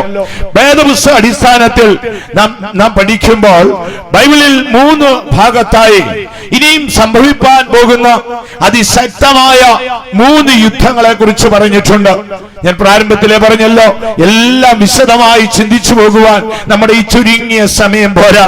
ഈ വെളിപ്പാട് പുസ്തകത്തിൽ ഉൾക്കൊള്ളിച്ചിരിക്കുന്ന ഈ 7 മുദ്രകളെ കുറിച്ചും 7 കാഹളങ്ങളെ കുറിച്ചും 7 കലശങ്ങളെ കുറിച്ച് തന്നെ നാം വിശദമായി പഠിക്കുന്നെങ്കിൽ നമുക്ക് ദിവസങ്ങളോളം വേണ്ടി വരും. ആകയാൽ ദൈവത്തിന്റെ ക്രോധ ദിനത്തിന്റെ ആഴം അല്പമായി നാം ഗ്രഹിച്ചല്ലോ. ഇനി നമുക്ക് അടുത്ത ഭാഗത്തേക്ക് കടന്നു വരാം. വിശുദ്ധ ബൈബിൾ പറയുന്ന പ്രധാനപ്പെട്ട 3 യുദ്ധങ്ങളെ കുറിച്ച് നമുക്ക് ചുരുക്കമായി ചിന്തിക്കാം. അടുത്തതായി ലോകത്തിൽ സംഭവിക്കുന്നത് ഒരു വലിയ യുദ്ധത്തിനായി ലോകം ഇന്ന് ഒരുങ്ങിക്കഴിഞ്ഞിരിക്കുക. ഇന്നേക്ക് 2700 വർഷങ്ങൾക്കപ്പുറം യെരൂശലേമിന്റെ വീതിയിൽ ജീവിച്ച പൗരോഹിത്യ വംശത്തിൽ ജനിച്ച പ്രവാചകനായ യെഹെസ്കേലാണ് അവയെ കുറിച്ച് പ്രവചിച്ചിരിക്കുന്നത്. യെഹെസ്കേൽ പ്രവചനം 38, 39 2 അധ്യായങ്ങളിൽ വരുമ്പോൾ പ്രവാചകനായ യെഹെസ്കേല് ലോകത്തെ അടക്കി വാഴുന്ന ചില സാത്താന്യ ശക്തികളുടെ പേർ ചൊല്ലി വിളിച്ചുകൊണ്ട് അവരോട് പ്രവചിക്കുന്നതായി നമുക്ക് കാണാൻ കഴിയും. യെഹെസ്കേൽ പ്രവചനം 38-ാം അധ്യായത്തിലേക്ക് വരുമ്പോൾ അവിടെ അടുത്ത യുദ്ധത്തിനായി, അല്ലെങ്കിൽ ലോക ഭാഷയിൽ 3-ാം ലോക മഹായുദ്ധത്തിനായി ഒരുക്കപ്പെടുന്ന ചില രാജ്യങ്ങളെ കുറിച്ച് അവിടെ പറഞ്ഞിട്ടുണ്ട്. ദൈവത്തിന് മഹത്വം ഉണ്ടാകട്ടെ. യെഹെസ്കേൽ പ്രവചനം 38-ന്റെ പ്രാരംഭത്തിൽ വരുമ്പോൾ ചില രാഷ്ട്രങ്ങളുടെ പേര് അവിടെ വിളിച്ചിരിക്കുന്നു. രോഷ്, മേശക്, തൂബേൽ എന്നിവിടെ പ്രഭുവായ ഗോഗേ, ഞാൻ നിനക്ക് വിരോധമായിരിക്കും. ഞാൻ നിന്റെ താടിയലിൽ ചൂണ്ടൽ കൊളുത്തി നിന്നെ ഇസ്രായേൽ പർവ്വതത്തിലേക്ക് കൊണ്ടുവരും. ദൈവത്തിന് മഹത്വം ഉണ്ടാകട്ടെ. ഇനി ലോകത്തിലേക്ക് നാം കണ്ണോടിച്ചാൽ എല്ലാ രാഷ്ട്രങ്ങളും അവരുടെ ജീവിത സുരക്ഷത്തിനും രാജ്യത്തിന്റെ മാന്യതയ്ക്കുമായി അനവധി ആയുധങ്ങൾ സംഭരിച്ചു വെച്ചിരിക്കുക. അമേരിക്കയുടെ ആയുധപ്പുര തന്നെ നാം നോക്കിയാൽ ഒരു ബട്ടൺ അമർത്തിയാൽ ഭൂമിയെ 156 പ്രാവശ്യം ചുട്ടരിച്ചു കളയുവാൻ ശേഷിയുള്ള ആറ്റമിക് ആയുധങ്ങളാണ് സമ്പൽ സമർത്ഥമായ പല രാജ്യങ്ങളുടെയും യുദ്ധ ഉപകരണങ്ങളുടെ അല്ലെങ്കിൽ ആയുധപ്പുരകളിൽ അവർ കൂട്ടിവെച്ചിരിക്കുന്നത്. അടുത്ത കാലത്തായി നമ്മുടെ രാജ്യത്തിൽ തന്നെ കണ്ടില്ലേ, പുതിയ പുതിയ മിസൈലുകൾ കണ്ടെത്തുകയാണ്. ഇവിടെ ഡൽഹിയിൽ നിന്ന് ബട്ടൺ അമർത്തിയാൽ ചൈനയുടെ തലസ്ഥാനം അടിച്ചു പൊളിക്കുവാൻ തക്കവണ്ണം അതിശക്തമായ അതിനെ നിയന്ത്രിക്കുവാൻ ശേഷിയുള്ളതായ ശക്തമായ മിസൈലുകൾ കണ്ടെത്തുകയാണ്. ഇതെല്ലാം യൂറോപ്പിന്റെയും അമേരിക്കയുടെ മുൻപിൽ ഏറ്റവും പിന്നിൽ കിടക്കുന്നതാണ്. ദൈവത്തിന് മഹത്വം ഉണ്ടാകട്ടെ. ലോകരാഷ്ട്രങ്ങളെമ്പാടും ദരിദ്രപ്പെട്ട രാജ്യം പോലും, സ്വന്തം ജനതയ്ക്ക് ഭക്ഷണത്തിനും പാർപ്പിടത്തിനും വകയില്ലാത്ത രാജ്യം പോലും രാജ്യ സുരക്ഷിതത്തിനും ലോകത്തിൽ അവരുടെ നിലവാരത്തിന്റെ അഭിമാനത്തിനും വേണ്ടി അവർ ആയുധപ്പുരകൾ കൂട്ടുകയാണ്. യാദൃശ്യമല്ല പ്രിയമുള്ളവരെ, ഭൂമിയിൽ ഏറ്റവും ചെറിയൊരു കാര്യം സംഭവിച്ചാലും അത് വിശുദ്ധ ബൈബിൾ പറഞ്ഞിട്ടുള്ളതാണ്. വരുവാൻ പോകുന്ന ഭയങ്കര യുദ്ധമുണ്ട്. ആ യുദ്ധത്തെ പേർ ചൊല്ലി വിളിച്ചിരിക്കുക രോഷ് മേശക് തൂബേൽ എന്നോട് പ്രഭുവായ ഗോഗേ. വായിച്ചാട്ട് എസ്കേൽ പ്രവചനം 38-ാം അധ്യായത്തിന്റെ പ്രാരംഭ വരികൾ വായിച്ചാൽ, യഹോവയുടെ അരുളപ്പാട് എനിക്കുണ്ടായതെന്നാൽ മനുഷ്യപുത്ര, രോഷ് മേശക് തൂബൽ എന്നിവയുടെ പ്രഭുവായ മാഗോഗ് ദേശത്തിലെ ഗോഗിന്റെ നേരെ നോക്കിക്കൊണ്ട് അവനെ കുറിച്ച് പ്രവചിക്കുക. 2700ഓളം വർഷങ്ങൾക്കപ്പുറം യെരൂശലേമിന്റെ വീതിയിൽ ജീവിച്ച പ്രവാചകനായ എസ്കേൽ ലോകത്തിലെ ചില രാഷ്ട്രങ്ങളെ വിളിക്കുക. ഇന്ന് അവരുടെ പേരുകളെ നാം നോക്കിയാൽ റഷ്യ, മോസ്കോ, സൈബീരിയ എന്ന പേരുകളാണ്. ദൈവത്തിന് മഹത്വം ഉണ്ടാകട്ടെ. ഈ മോസ്കോ ഇന്നൊരു രാജ്യമല്ല, പക്ഷേ റഷ്യയുടെ അല്ലെങ്കിൽ മോസ്കോയുടെയും ഫുൾ റഷ്യയുടെയും സൈബീരിയയുടെയും നിയന്ത്രണം ഒരു പൈശാചിക ശക്തിക്ക് പിന്നിലാണ്. ഇത് കേവലം മനുഷ്യനോട് പറഞ്ഞിട്ടുള്ളതല്ല. ആ രാജ്യത്തെ അടക്കി വാഴുന്ന സാത്താന്യ ശക്തിയോട് പറയുകയാണ്, റഷ്യ, മോസ്കോ, സൈബീരിയ എന്നോട് പ്രഭുവായ ഗോഗേ, ഞാൻ നിനക്ക് വിരോധമായിരിക്കും. ഞാൻ നിന്റെ താടിയലിൽ ചൂണ്ടൽ കൊളുത്തി നിന്നെ ഇസ്രായേൽ പർവ്വതത്തിലേക്ക് കൊണ്ടുവരും. ദൈവത്തിന് മഹത്വം ഉണ്ടാകട്ടെ. വീണ്ടും നാം താഴേക്ക് കടന്നു വരുമ്പോൾ 38-ാം അധ്യായത്തിന്റെ 6 തുടങ്ങിയുള്ള വാക്യത്തില് റഷ്യയ്ക്കും മോസ്കോയ്ക്കും സൈബീരിയയ്ക്കും അനുകൂലമായി വരുന്ന ചില സഖ്യകക്ഷികളെ കുറിച്ച് എഴുതിയിട്ടുണ്ട്. വായിച്ചാട്ട്, പാർസികൾ, കൂശ്യർ, പൂത്യർ, ഗോമേരും. ശ്രദ്ധിക്കുക, ഇവിടെ ആ കാലഘട്ടത്തിലെ ചില പേരുകൾ പ്രവാചകൻ പ്രവചിച്ചു പറഞ്ഞിരിക്കുക. റഷ്യ, മോസ്കോ, സൈബീരിയ എന്ന രാജ്യങ്ങളെ പേർ ചൊല്ലി വിളിച്ച ശേഷം അവരോടുകൂടെ കടന്നു വരുന്ന ചില രാജ്യങ്ങളെ കാണാം. പാർസികൾ അല്ലെങ്കിൽ പേർഷ്യ എന്നാണ് പറയുന്നത്. ഇന്ന് കാണപ്പെടുന്ന പേർഷ്യൻ രാഷ്ട്രങ്ങളെല്ലാം ഒരേ യൂണിയനിൽ വന്നു ചേരും. 2 രാജ്യങ്ങൾ, കുവൈറ്റും സൗദി അറേബ്യ ഒഴികെ ശേഷിപ്പുള്ള പേർഷ്യൻ നാടുകളെല്ലാം ഒരേ ഒരു ഭരണത്തിന്റെ കീഴിൽ വരും. ദൈവത്തിന് മഹത്വം ഉണ്ടാകട്ടെ. ബൈബിൾ അവനെ വിളിച്ചിരിക്കുന്നത് പേർഷ്യ എന്നാണ്. രണ്ടാമത് വിളിച്ചിരിക്കുന്നത് ഇത്യോപ്യയാണ്. പേർഷ്യ, ഇത്യോപ്യ, ലിബിയ, ടർക്കി തുടങ്ങിയ രാജ്യങ്ങൾ ഇതാ യുദ്ധത്തിനായി റഷ്യയോടുകൂടെ കടന്നു വരും. ദൈവത്തിന് മഹത്വം ഉണ്ടാകട്ടെ. ഇന്ത്യ, ചൈന, കൊറിയ, പാകിസ്ഥാൻ തുടങ്ങിയ രാജ്യങ്ങൾ യുദ്ധത്തിന്റെ മധ്യഘട്ടം വരെ മൗനം വീക്ഷിക്കുമെന്നാണ് ബൈബിൾ പറഞ്ഞിരിക്കുന്നത്. ദൈവത്തിന് മഹത്വം ഉണ്ടാകട്ടെ. ഭയങ്കരമായൊരു യുദ്ധം ലോകത്തിൽ പൊട്ടിപ്പുറപ്പെടും. യുദ്ധത്തിന് 2 ചേരിവുകൾ ഉണ്ടാകും. ഒരു ഭാഗത്ത് ഇസ്രായേലും മറുഭാഗത്ത് റഷ്യയും വരും. താഴേക്കുള്ള വാക്യങ്ങൾ വായിച്ചു വരുമ്പോൾ അതിൽ പങ്കെടുക്കുന്ന രാജ്യങ്ങളെ നാം കണ്ടല്ലോ. ഒന്നാമത് പേർഷ്യ, രണ്ടാമത് ലിബിയ, മൂന്നാമത് ഈജിപ്ത്. ഒന്നാമത് പേർഷ്യ, രണ്ടാമത് ഇത്യോപ്യ, മൂന്നാമത് ലിബിയ, അടുത്ത ടർക്കി.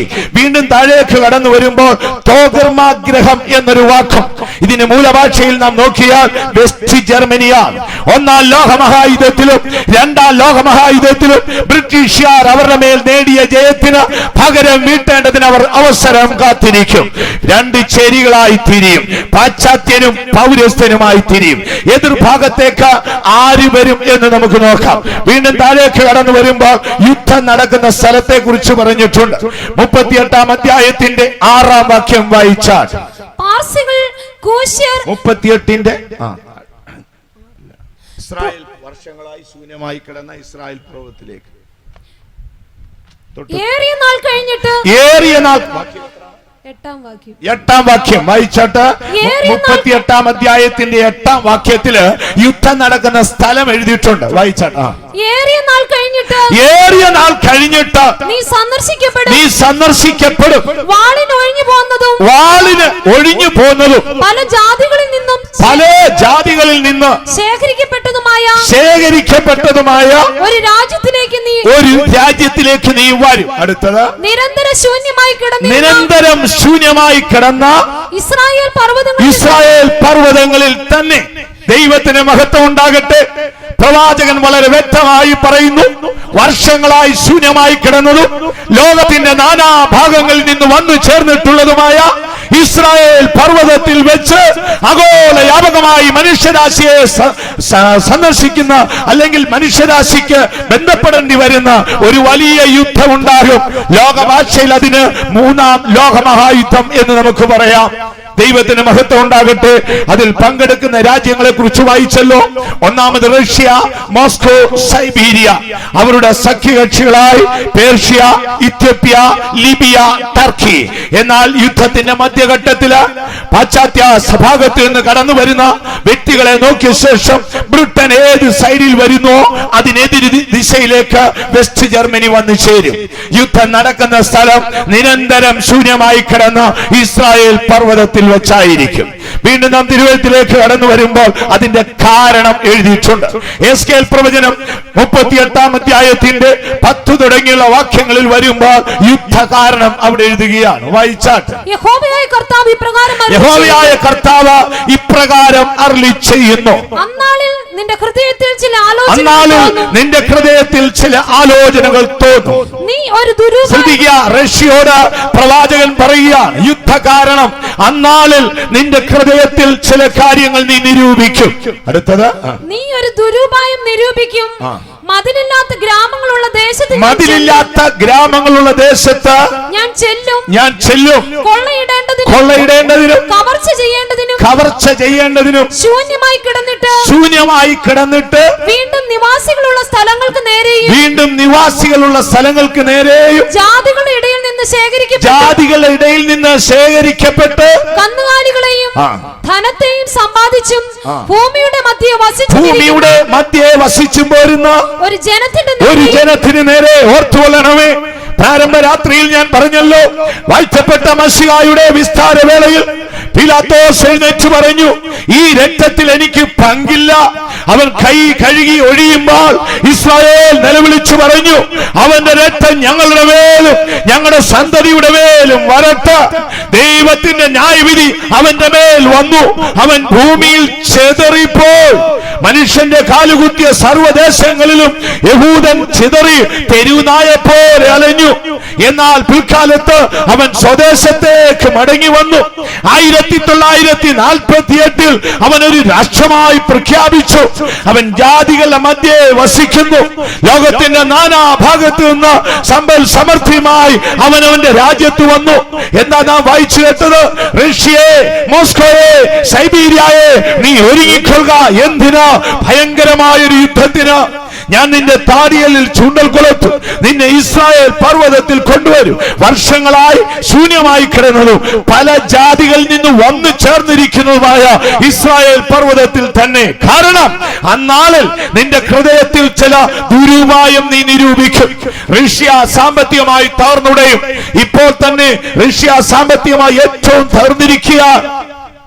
ഭക്ഷണത്തിനോ പാർപ്പിടത്തിനോ പോലും ആവശ്യമാർന്ന പണമില്ലാതെ റഷ്യ ദാരിദ്ര്യത്തിലേക്ക് താഴുന്നു. ഒരുവൻ എന്നോട് എതിർത്താൽ ഞാൻ അവന്റെ അപ്പം എന്ന കോൽ ഒടിച്ച് അവന്റെ രാജ്യത്ത് ക്ഷാമം വരുത്തുമെന്നുള്ള ദൈവ വാക്കുപോലെ റഷ്യ ദാരിദ്ര്യത്തിലേക്ക് താഴുകയാണ്. ദൈവത്തിന് മഹത്വം ഉണ്ടാകട്ടെ.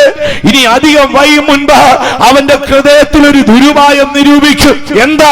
അവൻ ഇസ്രായേലിനെ ആക്രമിക്കും. അതിന്റെ നീക്കങ്ങളൊക്കെ ഒരുങ്ങിയ റഷ്യയോട് പറയുന്നു, അന്നാളിൽ നിന്റെ ഹൃദയത്തിൽ ചില ദുരുപായങ്ങൾ നിരൂപിക്കും. നീ എന്താ പറയുന്നത്? ഞാൻ പുറപ്പെട്ടു ചെന്ന് പല ദേശങ്ങളിൽ നിന്ന് വന്ന് കന്നുകാലിയോടും സമ്പത്തോടും കിടന്ന് മതിലും കോട്ടയും ഇല്ലാത്ത ആ ജാതിയെ ഞാൻ ആക്രമിക്കും. ദൈവത്തിന് മഹത്വം ഉണ്ടാകട്ടെ. കഠിനമായ ദാരിദ്ര്യത്തിന് വിധേയപ്പെടുന്ന റഷ്യ ദാരിദ്ര്യത്തെ നീക്കുവാൻ കണ്ടെത്തുന്ന ഏറ്റവും വലിയ വഴി അത് ഇസ്രായേലിനെ ആക്രമിക്കുക എന്നുള്ളതാ. റഷ്യ ഇസ്രായേലിനെ ആക്രമിക്കുമ്പോൾ ലോകത്തിലെ സകല മാനവരാശികളും അല്ലെങ്കിൽ സകല മനുഷ്യവർഗവും രണ്ട് ശരിയായിട്ട് ചേർന്ന് വരും. വേദപുസ്തകം നമ്മൾ പഠിച്ചാൽ താഴേക്കുള്ള വാക്യങ്ങളിൽ കടന്നു വരുമ്പോൾ ബ്രിട്ടനെയും സഖ്യകക്ഷികളെയും നമുക്ക് കാണാം. തർശീശും ബാലസിംഹങ്ങളും നിന്നോട് എന്നാ പ്രവാചകൻ പറഞ്ഞിരിക്കുന്നത്. തർശീശ് എന്ന് പറഞ്ഞാൽ അത് ഗ്രീക്ക് ബ്രിട്ടനാണ്. തർശീശും അതിന്റെ ബാലസിംഹങ്ങളും നിന്നോട് നീ കൊള്ളയിടേണ്ടതിനും കവർച്ച ചെയ്യേണ്ടതിനും വന്നിരിക്കുന്നുവോ എന്ന് നിന്നോട് ചോദിക്കും. വായിച്ചാൽ ശെബയും ദെദാനും ഈ രണ്ട് രാജ്യങ്ങൾ, ഇതിനെക്കുറിച്ച് വേദപുസ്തക പണ്ഡിതർ പറയുന്നത് ഇത് സൗദി അറേബ്യയും കുവൈറ്റും എന്നുള്ളതാണ്. കാരണം സമ്പന്നനായ ഇയ്യോബിന്റെ ആടുമാടുകളെ മോഷ്ടിച്ചോണ്ട് പോയ രണ്ട് ജാതികളെ കുറിച്ചായി വായിക്കുന്നു. ഈ യുദ്ധ സമയത്ത് പേർഷ്യയിലെ രണ്ട് രാഷ്ട്രങ്ങൾ ഒഴിഞ്ഞു നിൽക്കും, ശെബയും ദെദാനും. അടുത്തത് തർശീസ് വർത്തകന്മാരും അതിലെ സകല തർശീസ് വർത്തകന്മാർ ആരാണെന്നറിയോ? ഈ തർശീസ് പുരാതന ബ്രിട്ടനും അവന്റെ സഖ്യകക്ഷികളും ബാലസിംഹങ്ങൾ. ലാറ്റിൻ അമേരിക്കൻ രാജ്യങ്ങൾ, യൂറോപ്പിൽ ഉൾക്കൊള്ളുന്ന മറ്റ് രാജ്യങ്ങൾ ഒരു ചേരിയിലേക്ക് വരും. Russia, Moscow, Siberia, Persia, Libya, Turkey, Ethiopia എന്നത് മറുഭാഗത്തേക്ക് വരും. ലോകം കണ്ടിട്ടുള്ളതിൽ വെച്ച് ഭയാനകമായ ഒരു യുദ്ധം നടക്കും. പ്രവാചകനായ യെസ്കേൽ ഇങ്ങനെ പ്രവചിച്ചല്ലോ, ഉന്മൂലനാശം ഉന്മൂലനാശം ഉന്മൂലനാശം ഞാൻ വരുത്തും. അവകാശിയായവൻ വന്ന് അവന്റെ സിംഹാസനത്തിൽ ഇരിക്കുന്നതിന് മുൻപേ 3 ഉന്മൂലനാശം വരുത്തും. അതിൽ 2 കഴിഞ്ഞുവോ, ഇനി 1 വരും. ദൈവത്തിന് മഹത്വം ഉണ്ടാകട്ടെ. വേദപുസ്തകം നമ്മൾ പഠിച്ചാൽ ബൈബിൾ പറയുന്ന ഏറ്റവും ഭയാനകമായ യുദ്ധം അതായിരിക്കും. ഒരു ഭാഗത്ത് റഷ്യയും സഖ്യകക്ഷികളും, മറുഭാഗത്ത് ബ്രിട്ടനും സഖ്യകക്ഷികളും വരും. ഇസ്രായേലിനെ റഷ്യ ആക്രമിക്കും. അറബി രാജ്യങ്ങളും പേർഷ്യൻ രാജ്യങ്ങളും ഏഷ്യൻ ഭൂഖണ്ഡത്തിലെ ചില രാജ്യങ്ങളും ഇപ്പോൾ റഷ്യക്ക് അനുകൂലമായി വരും. അങ്ങനെ റഷ്യ ഇസ്രായേലിനെ ആക്രമിക്കുമ്പോൾ ഇസ്രായേലിനെ സഹായിക്കാനായി മറുഭാഗത്ത് ബ്രിട്ടനും അവന്റെ സഖ്യകക്ഷികളും വരും. അങ്ങനെ പാശ്ചാത്യരും പൗരസ്ത്യരും രണ്ടായി തിരിയും. ലോക ചരിത്രം പറഞ്ഞിട്ടുള്ളതിൽ വെച്ച് ഏറ്റവും ഭയാനകമായ യുദ്ധം അന്നുണ്ടാകും. ബൈബിളിൽ നാം നോക്കിയാൽ അതിന്റെ കാരണം നമുക്ക് കാണാൻ കഴിയും. താഴേക്കുള്ള വാക്യങ്ങളിൽ വരുമ്പോൾ അനന്തര ഫലം അവിടെ എഴുതിയിട്ടുണ്ട്. യെസ്കേൽ പ്രവചനം 38 വരുമ്പോൾ അതിന്റെ അനന്തര ഫലം, യുദ്ധത്തിന്റെ അനന്തര ഫലത്തെ കുറിച്ച് പറയുന്ന ഒരു ഭാഗം നമുക്ക് കാണാൻ കഴിയുമല്ലോ. അതിന്റെ അനന്തര ഫലം 38-ാം അധ്യായത്തിന്റെ 19-ാം വാക്യം വായിച്ചാട്ടെ. യുദ്ധത്തിന്റെ അനന്തരം എന്ത് സംഭവിക്കുമെന്ന് പെട്ടെന്ന് വായിക്കും. അന്നാളിൽ നിശ്ചയമായിട്ട് ഇസ്രായേൽ ദേശത്ത് ഒരു വലിയ ഭൂകമ്പം ഉണ്ടാകും എന്ന് ഞാൻ ദൈവത്തിന് മഹത്വം ഉണ്ടാകട്ടെ. യെസ്കേൽ പ്രവചനം 38, 39 അധ്യായങ്ങളിൽ നാം കടന്നു വരുമ്പോൾ ഈ 2 അധ്യായങ്ങളും പ്രവാചകൻ വരുവാനിരിക്കുന്ന യുദ്ധത്തെ കുറിച്ച് പ്രവചിച്ചിരിക്കുകയാണ്. ലോകത്തെ അടക്കി വാഴുന്ന സാത്താന് ശക്തി ലോകത്തിലേക്ക് വരുവാൻ വെമ്പൽ കൊള്ളും പോലെ തന്നെ ഒരു മഹായുദ്ധത്തിനായി ഇന്ന് ലോകം ഒരുങ്ങിക്കൊണ്ടിരിക്കുകയാണ്. ആ യുദ്ധ കാലഘട്ടത്തിൽ ആരായിരിക്കും ഭൂമിയെ ഭരിക്കുന്നത്? കഴിഞ്ഞ രാത്രിയിൽ നാം ചിന്തിച്ചല്ലോ, തകർന്നുടഞ്ഞ സാമ്രാജ്യം വീണ്ടും ഭൂമിയിൽ പുനഃസ്ഥാപിക്കപ്പെടും. തകർന്നുപോയ സാമ്രാജ്യത്തിന്റെ ഉള്ളിൽ നിന്ന് 10 കൊമ്പുകൾ എഴുന്നേറ്റ് വരും. 10 കൊമ്പുകൾക്കിടയിൽ നിന്ന് ദൈവദൂഷണം പറയുന്ന ഒരു എതിർ ക്രിസ്തു എഴുന്നേറ്റ് വരും. അവൻ ലോകത്തെ ഭരിക്കുന്ന കാലത്ത് ദൈവത്തിന്റെ ക്രോധത്തിന്റെ കലശം ഭൂമിയുടെ മേൽ ചൊരിഞ്ഞുകൊണ്ടേയിരിക്കും. ആ കാലഘട്ടത്തിലാണ് ഈ ഭയാനകമായ യുദ്ധം ഭൂമിയിൽ പൊട്ടിപ്പുറപ്പെടുന്നത്. 1-ാം ലോകമഹായുദ്ധം 1910 1914 തുടങ്ങി 1919 വരെ നീണ്ടു നിന്നു. രണ്ടാം ലോകമഹായുദ്ധം 1939 തുടങ്ങി 1945 വരെ ഭൂമിയിൽ നീണ്ടു നിന്നു. ഈ മഹായുദ്ധവും ഇതുപോലെ നീണ്ടു നിൽക്കും. ഈ കാലഘട്ടത്തിലാണ് ദൈവത്തിന്റെ ക്രോധ കലശം ഭൂമിയുടെ മേൽ പകരുന്നത്. വലിയ ക്ഷാമമുണ്ടാകും, വലിയ ഭൂകമ്പമുണ്ടാകും, ആകാശത്തിന്റെ ശക്തികൾ ഇളകും, സൂര്യൻ കരിമ്പടം പോലെയാകും, ചന്ദ്രൻ രക്തതുല്യമാകും, നക്ഷത്രങ്ങൾ ഭൂമിയിലേക്ക് വീഴും, മനുഷ്യൻ ആശ്രയം തേടി ഓടി ഒളിക്കും, പക്ഷേ ഇടം കണ്ടെത്തുകയില്ല. ദൈവത്തിന് മഹത്വം ഉണ്ടാകട്ടെ. ഭൂമിയിൽ സംഭവിക്കാൻ പോകുന്ന ഏറ്റവും ഭയാനകമായ യുദ്ധം എന്ന് പറയുന്നത് മൂന്നാം ലോകമഹായുദ്ധമായിരിക്കും. ഇത് എപ്പോൾ സംഭവിക്കും എന്നുള്ളത് ഒരു പ്രധാനപ്പെട്ട ചോദ്യമാണ്. എന്റെ അഭിപ്രായത്തിൽ ഞാൻ പറയുകയാണ്, ഇത് യേശുവിന്റെ വരവിന് ശേഷമേ ഈ യുദ്ധം സംഭവിക്കുകയുള്ളൂ. ഒന്നാം ലോകമഹായുദ്ധത്തിന്റെയും രണ്ടാം ലോകമഹായുദ്ധത്തിന്റെയും കാരണങ്ങളെ കുറിച്ച് നാം പഠിച്ചാൽ അത് വളരെ ചെറിയ കാര്യങ്ങളായിരുന്നു. അതിനുശേഷം ഒന്നാം ലോകമഹായുദ്ധത്തിന് ശേഷം ലോകമെല്ലാം അലറി വിളിച്ചു, അയ്യോ ഇനിയൊരു യുദ്ധം വേണ്ടേ വേണ്ട. ആ നിലവിളിയുടെ അനന്തരമാണ് ലീഗ് ഓഫ് നേഷൻസ് എന്ന പ്രസ്ഥാനം ലോകത്തിലേക്ക് എഴുന്നേറ്റ് വന്നത്. എന്നാൽ അധികം കാലം അത് നീണ്ടു നിന്നില്ല. വീണ്ടും 1939 രണ്ടാം ലോകമഹായുദ്ധം പൊട്ടിപ്പുറപ്പെട്ടു. ജർമ്മനിക്ക് നേരെ ബ്രിട്ടന്റെ സഖ്യകക്ഷികൾ അതിശക്തമായ ആക്രമണം നടത്തി. അന്ന് ലോകത്തിൽ ഏറ്റവും ഉയർന്നു നിന്ന ജപ്പാനെ അവർ ആക്രമിച്ചു. ഹിരോഷിമ, നാഗസാക്കി എന്ന പ്രശസ്തമായ പട്ടണങ്ങൾ അവർ തീക്ക് ഇരയാക്കി കളഞ്ഞു. 5 കോടിയിലധികം ജനങ്ങളാണ് രണ്ടാം ലോകമഹായുദ്ധത്തിൽ മരിച്ചത്. ആ മരണാനന്തരം ഇനിയൊരു യുദ്ധം വേണ്ടേ എന്ന് അലറി വിളിച്ചുകൊണ്ടാണ് UNO എന്നൊരു സംഘടന ലോകത്തിൽ ക്രമീകരിച്ചത്. ഇപ്പോൾ UNOയ്ക്ക് വലിയ വിലയൊന്നുമില്ല. വല്ല പാവപ്പെട്ട ഇന്ത്യക്കാരനെയോ നേപ്പാളുകാരനെയോ സിലോണുകാരനെയോ ഒക്കെ വരട്ടാം. അമേരിക്കയോടും ഇസ്രായേലിനോടും ഒന്നും അവനവന്റെ വാല്യൂ ചൂട്ടിക്കൊണ്ട് ചെല്ലത്തില്ല. കാര്യം അതിന് വാല്യൂ ഇല്ല. ഓർത്തുകൊള്ളണമേ, മൂന്നാം ലോകമഹായുദ്ധത്തിന് ശേഷം സമാധാന പ്രഖ്യാപനത്തോടുകൂടെ ഒരു വെള്ള കുതിരപ്പുറത്തൊരുത്തൻ കയറി വരും. അവന്റെ പിന്നിലാണ് യൂറോപ്യൻ കോമൺ മാർക്കറ്റ് ഭൂമിയിൽ ശക്തിപ്പെടുന്നത്. ഒന്നാം ലോകമഹായുദ്ധത്തിന് ശേഷം ലീഗ് ഓഫ് നേഷൻസ് എന്ന പ്രസ്ഥാനവും രണ്ടാം ലോകമഹായുദ്ധത്തിന് ശേഷം UNO എന്ന പ്രസ്ഥാനവും മൂന്നാം ലോകമഹായുദ്ധത്തിന് ശേഷം സമാധാന സംഘടനയായി ഒരു യൂറോപ്യൻ കോമൺ മാർക്കറ്റും ലോകത്തിൽ എഴുന്നേറ്റ് വരും. ദൈവത്തിന് മഹത്വം ഉണ്ടാകട്ടെ. ഒരു വലിയ യുദ്ധത്തിനായി ലോകം ഒരുങ്ങിക്കഴിഞ്ഞിരിക്കുകയാണ്. അനന്തരം എന്ത് സംഭവിക്കും? ഇസ്രായേലിൽ വലിയൊരു ഭൂകമ്പം ഉണ്ടാകും. പാശ്ചാത്യരും പൗരസ്ത്യരും രണ്ടായി തിരിയും.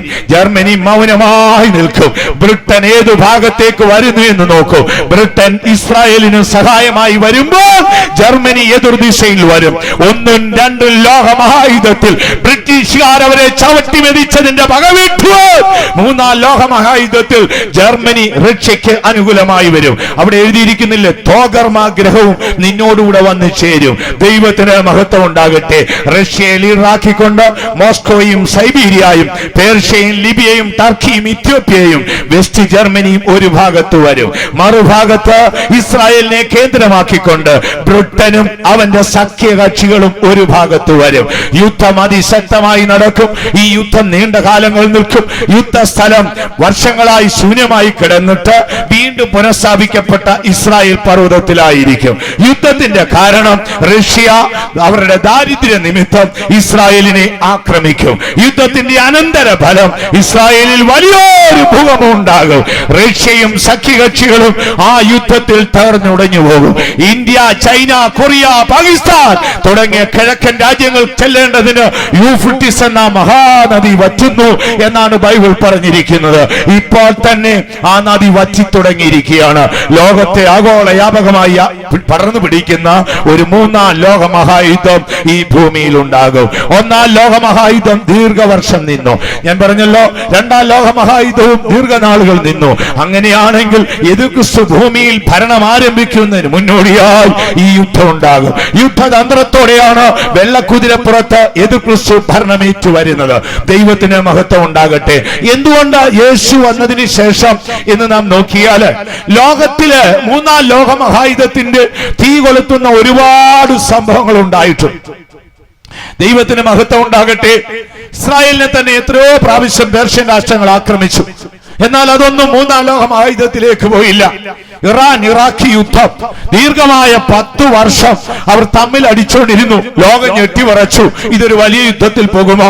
സദാം ഹുസൈൻ തന്റെ അയൽവാസിയായ കുവൈറ്റുകാരനെ ആക്രമിച്ച് അവന് അവിടുത്തെ ഭരണകർത്താവിനെ നാടുകടത്തി. അമേരിക്കയും സഖ്യകക്ഷികളും ഇടപെട്ടു. ലോകം ഞെട്ടിവിറച്ചു, ഇതൊരു മൂന്നാം ലോക മഹായുദ്ധത്തിൽ പോകുമോ? ഇല്ല, അത് പോയില്ല. മാത്രമല്ല, സൂയസ് കനാലിനെ ചൊല്ലിയുണ്ടായ തർക്കം ലോകത്തെ ഏറ്റവും അധികം ഞെട്ടിച്ചു. ഇതൊരു മൂന്നാം ലോക മഹായുദ്ധത്തിലെത്തുമോ? റഷ്യ യൂറോപ്പിന്റെ അതിർത്തിയിൽ പണിതുയർത്തിയ സൈനിക താവളത്തെ ചൊല്ലി ഉഗ്രമായ വാദമുണ്ടായി.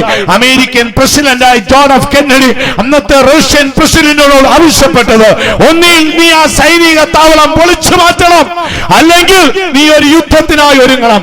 റഷ്യ അന്ന് ചുമന്ന കരടിയായി അലറി വിളിക്കുന്ന ശക്തിയാണെങ്കിലും ആ വാക്കിന്റെ മുൻപിൽ സൈനിക താവളം പൊളിച്ചു മാറ്റി. പ്രശ്നം ഒതുങ്ങിപ്പോയി. കാരണം എന്തെന്നറിയാമോ? തടയുന്നവൻ വഴിയിൽ നിന്ന് നീങ്ങിപ്പോകണം. അധർമ്മമൂർത്തി പ്രത്യക്ഷപ്പെട്ടു വരുവാൻ. ദൈവമക്കളെ, ഒരു സത്യം അറിഞ്ഞുകൊള്ളണമേ. ലോകരാഷ്ട്രങ്ങൾ വലിയൊരു യുദ്ധത്തിനും യുദ്ധത്തിന്റെ അനന്തരഫലമായി ഒരു സ്വേച്ഛാധിപതിക്കുമായി കാത്തിരിക്കുകയാണ്. നമ്മുടെ യേശു വരാറായി. അവന്റെ വരവ് ഏറ്റവും അധികം അടുത്തുപോയി. അങ്ങനെ ലോകത്തില് അതിശക്തമായ യുദ്ധം നടന്ന് സാത്താൻ ലോകത്തിന്റെ മേൽ ആധിപത്യം പിടിക്കുമ്പോഴാണ് വെളിപ്പാട് പുസ്തകം 6-ാം അധ്യായവും വെളിപ്പാട് പുസ്തകം 8-ാം അധ്യായവും വെളിപ്പാട് പുസ്തകം 16-ാം അധ്യായത്തിലും പറഞ്ഞിരിക്കുന്ന മുദ്രകൾ ഒന്നൊന്നായി പൊട്ടുകയും കാഹളങ്ങൾ ഒന്നൊന്നായി ഊതപ്പെടുകയും കലശങ്ങൾ ഒന്നൊന്നായി ഭൂമിയിൽ ഒഴിക്കപ്പെടുകയും ചെയ്യും. ദൈവത്തിന് മഹത്വം ഉണ്ടാകട്ടെ. വേദപുസ്തക അടിസ്ഥാനത്തില് ഭൂമിയിൽ സംഭവിക്കുന്ന ഒന്നാമത്തെ യുദ്ധം എസെക്കിയേൽ പ്രവചനം 38-39 പറയുന്ന വരുവാനിരിക്കുന്ന മൂന്നാം ലോക മഹായുദ്ധമായിരിക്കും. ഇനി നമുക്ക് അടുത്ത ഭാഗത്തേക്ക് വരാം. വേദപുസ്തകം പറയുന്ന രണ്ടാമത്തെ യുദ്ധം അർമഗദോൻ യുദ്ധമായിരിക്കും. സഖരിയ പ്രവചനം 14-ാം അധ്യായത്തിന്റെ 3 തുടങ്ങിയുള്ള വാക്യങ്ങളിൽ വരുമ്പോൾ അവിടെ നമുക്കൊരു അർമഗദോൻ യുദ്ധത്തെ കുറിച്ച് പറഞ്ഞിരിക്കുകയാണ്. ഈ യുദ്ധം എപ്പോൾ സംഭവിക്കും? മൂന്നാം ലോക മഹായുദ്ധം യേശുക്രിസ്തുവിന്റെ രംഗപ്രവേശനത്തിന് മുമ്പായിരിക്കുമെന്നാണ് വേദശാസ്ത്രികൾ അഭിപ്രായപ്പെടുന്നത്. എന്നാൽ അർമഗദോൻ യുദ്ധം എന്ന് പറയുന്നത് യേശുക്രിസ്തുവിന്റെ അവസാന ഭാഗത്ത്, അല്ലെങ്കിൽ നമ്മുടെ വാഴ്ത്തപ്പെട്ട മശിഹ തന്റെ രാജ്യത്വം ഭൂമിയിൽ സ്ഥാപിക്കുന്നതിന് മുമ്പായിരിക്കും അർമഗദോൻ എന്ന ഒരു യുദ്ധം ഉണ്ടാകും. വായിച്ചാട്ട സഖരിയ പ്രവചനം 14-ാം അധ്യായത്തിന്റെ 3 തുടങ്ങിയുള്ള വാക്യങ്ങൾ ദയവായി വായിച്ചാൽ. എന്നാൽ യഹോവ പുറപ്പെട്ട് താൻ യുദ്ധ ദിവസത്തിൽ പൊരുതുപോലെ ആ ജാതികളോടും പൊരുതും. അന്നാളിൽ അവന്റെ കാൽ യെരൂശലേമിനെതിരെ കിഴക്കുള്ള ഒലിവ് മലയിൽ നിൽക്കും. അടുത്തത്, ഒലിവ് മല കിഴക്ക് പടിഞ്ഞാറായി നടുവേ പിളർന്നു പോകും. ഏറ്റവും വലിയൊരു താഴ്വര ഉളവായി വരും. മലയുടെ ഒരു പാതി വടക്കോട്ടും മറ്റേ പാതി തെക്കോട്ടും വാങ്ങിപ്പോകും. എന്നാൽ മലകളുടെ താഴ്വര സകല ജാതികളെയും കൂട്ടി ഞാൻ യെരൂശലേമിനെതിരെ വരുത്തും. അന്നാളിൽ ഞാൻ സകല ജാതികളെയും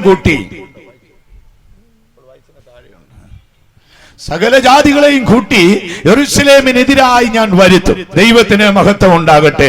വളരെ വ്യക്തമായി പ്രവാചകൻ പറഞ്ഞിരിക്കുകയാണ്. ബൈബിൾ ഭാഷയിൽ അതിന് അർമഗദോൻ യുദ്ധം എന്നാണ്.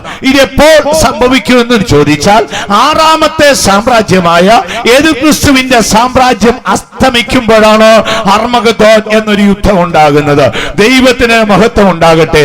അതിനു മുന്നോടിയായി ഒരു മൂന്നാം ലോക മഹായുദ്ധം ഭൂമിയിൽ പൊട്ടിപ്പുറപ്പെടുകയും റഷ്യയും അവന്റെ സഖ്യകക്ഷികളും അസ്തമിക്കുകയും ചെയ്ത ശേഷം ഇതാ യേശുക്രിസ്തു ലോകത്തിലേക്ക് വന്ന് അവൻ ഇസ്രായേലിനോടും ബ്രിട്ടനോടും സഖ്യകക്ഷികളോടും കൂടെ ചേർന്ന് ഭൂമിയിൽ ഒരു അനുഗ്രഹമായ, അല്ലെങ്കിൽ അവന്റെ പ്രഖ്യാപനത്തിൽ അനുഗ്രഹിക്കപ്പെട്ട ഒരു ഭരണത്തിനായി അവൻ ഭൂമിയുടെ മേൽ അവൻ രംഗപ്രവേശനം ചെയ്യും.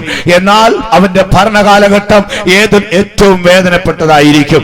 ആ കാലഘട്ടത്തിൽ യഹൂദനും യേശുക്രിസ്തുവും കൂടെ ചേർന്നാണ് യെരൂശലേമിൽ ദേവാലയം പണിതുയർത്തുന്നത്. ദാനിയേൽ പറഞ്ഞു, വിശുദ്ധ മന്ദിരത്തില് മ്ലേച്ഛ വിഗ്രഹം നിൽക്കുമ്പോൾ ഓർത്തുകൊള്ളണം, അന്നാളിൽ ഓടിപ്പോയിക്കൊള്ളുവീൻ എന്നാണ് പ്രവാചകനായ ദാനിയേൽ പറയുന്നത്. വാഴ്ത്തപ്പെട്ട മശിഹ തന്റെ ഗിരിപ്രഭാഷണ വേളയിൽ ആ കാര്യത്തെ കുറിച്ച് എടുത്തു പറയുന്നുണ്ട്. ദൈവത്തിന് മഹത്വം ഉണ്ടാകട്ടെ. ഇപ്പോൾ ഇസ്രായേലിന് ഒരാലയമില്ല. അവന് പ്രശസ്തമായ പല ആലയങ്ങളും ഉണ്ടായിരുന്നു. BC 1000-ഓടനുബന്ധിച്ച് മഹാനായ സോളമൻ ഒരു ആലയം പണിതു. എന്നാൽ അതിന് 500 വർഷം മുമ്പാണ് ഭൂമിയിലെ ആദ്യത്തെ ആലയമായ സമാഗമന കൂടാരം ഭൂമിയിലേക്ക് കൊണ്ടുവന്നത്. ഭക്തനായ മോശ സീനായിൽ കയറിപ്പോയിട്ട് അവിടെ വെച്ച് ലഭിച്ച ദർശനത്തിന്റെ അടിസ്ഥാനത്തില് ഭൂമിയിൽ ആദ്യത്തെ ആലയം പണിതു. പേര് സമാഗമന കൂടാരം എന്നായിരുന്നു. എന്നാൽ ഏറിയ വർഷത്തിന് ശേഷം ഈ സീനായിൽ ആരംഭിച്ച കൂടാരം ഏലി പുരോഹിതന്റെ സന്തതിയുടെ പാപനിമിത്തം യഹോവയായ ദൈവം ശീലോവിൽ വെച്ച് തള്ളിക്കളഞ്ഞു. ഏറിയ വർഷങ്ങൾക്ക് ശേഷം ദാവീദ് യഹോവയ്ക്ക് ഒരു ആലയം പണിയാൻ ആഗ്രഹിച്ചു. ദൈവം അനുവദിച്ചില്ല. ദാവീദ് മരിച്ചു വർഷങ്ങൾ കഴിഞ്ഞപ്പോൾ അവന്റെ സന്തതിയായ സോളമൻ യെരൂശലേമിൽ BC 1000 മനോഹരമായ ഒരാലയം പണിതു. ഈ ആലയം ഏതാണ്ട് 380ഓളം വർഷം കഴിഞ്ഞപ്പോൾ ബാബിലോണിയ രാജാവായ നെബൂഖദ്നേസർ ഇടിച്ച് തകർത്ത് തരിപ്പണമാക്കി കളഞ്ഞു. 67 വർഷത്തിന് ശേഷം ബാബിലോണിയർ അസ്തമിച്ച ശേഷമായി മേദ്യ പാർസ്യ സാമ്രാജ്യം വരുമ്പോൾ പാർസിയിലെ രാജാവായ കോരശ് അടുത്തതായി ഒരു ആലയം പണിതു. കോരശ് രാജാവിന്റെ ആലയം നമ്മൾ സെരുബാബേലിന്റെ ആലയം എന്നിതിനെ വിശേഷിപ്പിക്കാറുണ്ട്. ഏറിയ വർഷങ്ങൾക്ക് ശേഷം അതും നശിച്ചുപോയി. BC 20-നോടനുബന്ധിച്ച് ഹേരോദാവ് എന്നൊരു രാജാവ് യഹൂദന്മാരെ പ്രീതിപ്പെടുത്തുവാൻ മനോഹരമായ ഒരു ആലയം പണിതു കൊടുത്തു. ഈ ആലയമായിരുന്നു മശിഹ ഭൂമിയിൽ ഇരിക്കുമ്പോൾ നിലവിലുണ്ടായിരുന്ന ആലയം. എന്നാൽ ഏതാണ്ട് AD 70-നോടനുബന്ധിച്ച് റോമൻ കൈസറായ തീത്തോസ് ആ ദേവാലയം ഇടിച്ചു നിരത്തി. യഹൂദൻ ഭൂമിയിലെമ്പാടും ചതുരിക്കപ്പെട്ടു. ഇന്ന് അവനൊരു രാഷ്ട്രമായി ലോകം അംഗീകരിച്ചെങ്കിലും ഇന്ന് യഹൂദനൊരു ആലയമില്ല. അവന്റെ ആലയം ശലോമോൻ പണിതുയർത്തിയ ആലയത്തിന്റെ സ്ഥാനത്ത് ലോകത്തിലെ ഇസ്ലാമികന്റെ ഏറ്റവും പ്രധാനപ്പെട്ട 3ാമത്തെ ആലയം ഇരിക്കുകയാണ്. അത് അവിടെ ഇരിക്കുന്നിടത്തോളം കാലം യഹൂദൻ ആലയം പണിയാൻ സാധ്യമല്ല. ഇപ്പോൾ ഇസ്രായേലില് ടെമ്പിൾ ഇൻസ്റ്റിറ്റ്യൂട്ട് എന്നൊരു സംഘടന രൂപീകരിച്ചിട്ടുണ്ട്. അവർ ആലയത്തിന് വേണ്ടിയുള്ള സകല കാര്യങ്ങളും ക്രമീകരിച്ചുകൊണ്ടിരിക്കുകയാണ്. യാഗം കഴിക്കേണ്ടതിന് പുതിയ നിലവാരത്തിൽ കണ്ടെത്തിയ പുതിയ ഇനം ചുമന്ന പശുക്കിടാക്കളെ വരെ അവർ കരുതി വെച്ചിരിക്കുകയാണ്. അവർ ലോകരാഷ്ട്രങ്ങളോട് പറയുന്നത് 28 മണിക്കൂർ ഞങ്ങൾക്ക് ലഭിച്ചാൽ ഞങ്ങൾ അവിടെ ഇരിക്കുന്ന ഇസ്ലാമിക ദേവാലയം ഇടിച്ചു നിരത്തിയിട്ട് അവിടെ ഞങ്ങൾ സോളമന്റെ ആലയം പണിതുയർത്തും. അതിനുവേണ്ട സകല കാര്യങ്ങളും അവർ ക്രമീകരിച്ചിരിക്കുകയാണ്. അടുത്ത കാലത്ത് ഞാൻ അവരുടെ ആ സംഭവത്തെ കുറിച്ച് ഒരു ബുക്കിൽ വായിച്ചത്, ആ കാലഘട്ടത്തില് ശുശ്രൂഷ ചെയ്യുമ്പോൾ മഹാപുരോഹിതൻ ധരിക്കേണ്ട മാർപ്പതക്കമുണ്ട്. ആ മാർപ്പതക്കത്തില് ഇസ്രായേലിന്റെ 12 ഗോത്രങ്ങളുടെ ഓർമ്മയ്ക്കായി 12 രത്നങ്ങളുണ്ട്. ഇന്ന് ലോകത്തിന് അത് കിട്ടാനില്ല. അത് എവിടെ ചെന്ന് സംഘടിപ്പിക്കാൻ നോക്കും? അവരതിനെ കുറിച്ച് റിസർച്ച് നടത്തിയപ്പോൾ ബാബിലോണിയ പ്രവാസത്തിലും ആശൂർ പ്രവാസത്തിലൊക്കെ പോയ പുരോഹിതന്മാർ പ്രവാസികളായി അന്യദേശത്ത് പോയപ്പോൾ അവർ മരിക്കുമ്പോൾ ഈ മാർപ്പതക്കവും ധരിച്ച് അതുകൂടെ വെച്ച് ചേർത്ത് പൊതിഞ്ഞാണ് ഇവരുടെ ശവങ്ങൾ അടക്കിയിരിക്കുന്നത്. സാറ്റലൈറ്റിന്റെ സഹായത്താൽ ഇവർ ഇതിനെ കുറിച്ച് റിസർച്ച് നടത്തിയപ്പോൾ ഇറാഖിന്റെ പല ഭാഗങ്ങളിലും BC 6-ാം ശതകത്തില് പ്രവാസിയായി പോയ പൗരോഹിത്യ വർഗത്തിലെ പലരുടെയും ഡെഡ് ബോഡികൾ അടക്കിയ സ്ഥലങ്ങളില് ഈ മനോഹരമായ രത്നങ്ങളുണ്ട്. പലയിടങ്ങളിൽ നിന്ന് അവർ അത് കുഴിച്ചെടുത്തു. മാർപ്പതക്കത്തിൽ അവരുടെ ആലയം സ്ഥാപിക്കപ്പെടുമ്പോൾ അന്നുള്ള പുരോഹിതൻ അണിഞ്ഞൊരുങ്ങുവാൻ മാർപ്പതക്കത്തിൽ പതിക്കേണ്ടതിന് വിലപ്പെട്ട രത്നങ്ങൾ വരെ അവർ സമ്പാദിച്ചു കഴിഞ്ഞു. പക്ഷേ ദൈവം തമ്പുരാൻ അനുവദിക്കുന്നില്ല. പുതിയ നിയമസഭയായ ദൈവത്തിന്റെ ആലയം ഭൂമിയിൽ ഇരിക്കുന്നിടത്തോളം കാലം ഇസ്രായേലിന് ദൈവം ഒരു ആലയം അനുവദിക്കത്തില്ല. എന്നാൽ ദൈവസഭ എടുക്കപ്പെട്ട് കഴിയുമ്പോൾ യഹൂദൻ തന്റെ ആലയം പണിയും. പണിയേണ്ടതിന് എതിർ ക്രിസ്തു അവന് സഹായിയായിരിക്കും. പണിയെല്ലാം തീർന്നു കഴിയുമ്പോൾ ആദ്യത്തെ 3.5 വർഷം കഴിയും. രണ്ടാം 3.5 വർഷം ആരംഭിക്കും. കഷ്ടതയുടെ 2ാമത്തെ ദിശയാണ്. അന്നാളാണ് യഹൂദൻ അറിയുന്നത് അവൻ വശീകരിക്കപ്പെട്ടുപോയി. എതിർ ക്രിസ്തു അവന്റെ മേൽ ആധിപത്യം പിടിച്ചു. മനോഹരമായ ആലയം പണിയും. ആലയത്തിന്റെ ആരാധനകളിൽ അവൻ ഇടപെടും. കഴിഞ്ഞ രാത്രിയിൽ നാം ചിന്തിച്ചല്ലോ, അവൻ നിത്യം കഴിക്കുന്ന ഹോമയാഗങ്ങളെ നിർത്തൽ ചെയ്യും. അവൻ വിശുദ്ധ മന്ദിരത്തെ ചവിട്ടി മെതിപ്പാൻ തുനിയും. അപ്പോൾ യഹൂദൻ എന്ത് ചെയ്യും? കുത്തിയവെങ്കിലേക്ക് നോക്കി നിലവിളിക്കും. ദൈവത്തിന് മഹത്വം ഉണ്ടാകട്ടെ. യാക്കോബിന്റെ കഷ്ടതയുടെ അന്ത്യനാളിൽ, അല്ലെങ്കിൽ മഹോദ്രവത്തിന്റെ അവസാന നാളിൽ യഹൂദൻ കുത്തിയവെങ്കിലേക്ക് നോക്കി നിലവിളിക്കും. നമ്മുടെ മശിഹാ തമ്പുരാൻ മരിച്ച ശേഷം റോമൻ പടയാളി ഒരു കുത്തുകുത്തിയിട്ടുണ്ട്. പിതാവേ, സകലതും നിവർത്തിയായി എന്ന് പറഞ്ഞ് അവൻ പ്രാണനെ വിട്ടു. എന്നാൽ യേശു മരിച്ചോ ഇല്ലയോ എന്നുള്ളത് ബോധ്യപ്പെടുത്തേണ്ടതിന്, റോമൻ കൈസർക്ക് റിപ്പോർട്ട് കൊടുക്കേണ്ടതിന് അന്നത്തെ സൈനാധിപൻ ഒരു കുന്തവുമായി വന്നു. ആകാശത്തിനും ഭൂമിക്കും മധ്യേ, ഇരു കള്ളന്മാർക്ക് മധ്യേ, പാപത്തിനും നീതിക്കും മധ്യേ തന്റെ പ്രവൃത്തിയെ തികച്ച് പ്രാണനെ വിട്ട മശിഹായുടെ വിലാപ്പുറത്തേക്ക് അവൻ കുത്തി. കുന്തം വലിച്ചൂരുമ്പോൾ രക്തവും വെള്ളവും പുറപ്പെട്ടൊഴുകി. പ്രിയ ദൈവമക്കളെ, ഈ കുന്തം വെച്ച് കുത്തുന്നത് ഇത് യാദൃശ്യമായി സംഭവിച്ചതല്ല. പിന്നെയോ മശിഹാ ആ മുറിവേൽക്കുന്നതിന് 400 വർഷങ്ങൾക്കപ്പുറം യെരൂശലേമിൽ ജീവിച്ച പ്രവാചകനായ സഖരിയ പറഞ്ഞു, അന്നാളിൽ അവർ കുത്തിയവെങ്കിലേക്ക് നോക്കി നിലവിളിക്കും. ദൈവത്തിന് മഹത്വം ഉണ്ടാകട്ടെ. യഹൂദൻ വഞ്ചിക്കപ്പെട്ടുപോയി. അവൻ അവസാനം മനസ്സിലായി അവൻ വഞ്ചിക്കപ്പെട്ടുപോയി. യേശുക്രിസ്തു ആലയത്തിന്റെ മേൽ സ്വാധീനം പിടിച്ചു. യഹൂദൻ ഒരിക്കലും വിഗ്രഹം ആ ദൈവത്താൽ അവൻ അനുവദിക്കപ്പെട്ടതല്ല. തമ്പുരാൻ പ്രമാണം എഴുതുമ്പോൾ കർക്കശമായി പ്രമാണം എഴുതി. 2 കൽപ്പലകയിലാണ് പ്രമാണം എഴുതിയത്. ഒന്നാമത്തെ കൽപ്പലകയിൽ 4 പ്രമാണവും രണ്ടാമത്തെ കൽപ്പലയിൽ 6 പ്രമാണവുമാണ്. ഒന്നാമത്തെ പ്രമാണം ഏതാണെന്നറിയാമോ? ഇസ്രായേലേ കേട്ടുകൊള്ളുവിൻ, ഞാനല്ലാതെ അന്യദൈവം നിനക്കുണ്ടാകരുത്. അടുത്തത്, നീ യാതൊന്നിന്റെയും വിഗ്രഹത്തെ നീ ഉണ്ടാക്കരുത്. ആവർത്തന പുസ്തകത്തിൽ വരുമ്പോൾ ദൈവം കൽപ്പിച്ച പ്രമാണങ്ങളെ ആവർത്തിച്ചെഴുതുമ്പോൾ മോശയോട് ദൈവം പറയുന്നു, മോശയെ ശ്രദ്ധിച്ചു കൊള്ളണം. സീനായിൽ വെച്ച്, മുൾപടർപ്പിൽ വെച്ച് ഞാൻ നിന്നോട് സംസാരിക്കുമ്പോൾ നീ ഒരു സ്ത്രീയുടെയോ ഒരു പുരുഷന്റെയോ രൂപം കണ്ടിട്ടില്ല. ആകയാൽ കേട്ടുകൊള്ളണമേ, സ്വർഗത്തിലുള്ളതോ ഭൂമിയിലുള്ളതോ ഭൂമിക്ക് കീഴേ ഉള്ളതോ യാതൊന്നിന്റെയും നീ വിഗ്രഹം ഉണ്ടാക്കരുത്. ഓർത്തുകൊള്ളണമേ, ഇത് യഹൂദനും ഇസ്ലാമികനും ക്രൈസ്തവനും ഒരുപോലെ ബാധിക്കപ്പെട്ട പ്രമാണമാണ്. എന്നാൽ ഇപ്പോൾ എന്തു സംഭവിച്ചു? ഇതിൽ ക്രിസ്തുവിന്റെ മ്ലേച്ഛരൂപം ആലയത്തിൽ പ്രതിഷ്ഠിക്കപ്പെടും. അപ്പോൾ യഹൂദൻ അനുദപിക്കും. അവർ കുത്തിയവെങ്കിലേക്ക് നോക്കി നിലവിളിക്കും. 2000 വർഷങ്ങൾക്ക് മുമ്പ് പടയാളി വിലാപ്പുറത്ത് കുത്തി വലിച്ചൂരിയ കുന്തം, അവിടെ നിന്ന് രക്തവും വെള്ളവും പുറപ്പെട്ടൊഴുകി. ഇല്ല, ആ മുറിപ്പാട് ഇന്നും മശിഹായുടെ ആ മുറിപ്പാട് കരിഞ്ഞിട്ടില്ല. തന്നെ ക്രൂശിച്ചെന്നു അഭിഷക്തനായ മശിഹാ ഛേദിക്കപ്പെട്ടെന്നും ഓർത്ത് ഇസ്രായേൽ കരയേണ്ടതിന് ഇന്നും ആ മുറിപ്പാട് അവശേഷിക്കുക. അപ്പോൾ അവിടെ എഴുതിയിരിക്കുന്നു, അവർ കുത്തിയവെങ്കിലേക്ക് നോക്കി നിലവിളിക്കും. അപ്പോൾ അവന്റെ കാല് കിഴക്ക് ഒലിവുമലയിൽ വന്ന് ചവിട്ടും. ഒലിവുമല 2ആയി വിഭജിക്കപ്പെടും. ഇസ്രായേലിന് നേരെ യേശുക്രിസ്തുവും അവനോടുകൂടെയുള്ള സഖ്യകക്ഷികളും ഒരുപോലെ ചേർന്ന് യുദ്ധത്തിനായി വരും. യഹൂദൻ അന്നാളിൽ നിലവിളിക്കും. ഇതിന് യാക്കോബിന്റെ കഷ്ടമെന്നാണ് പറയുന്നത്.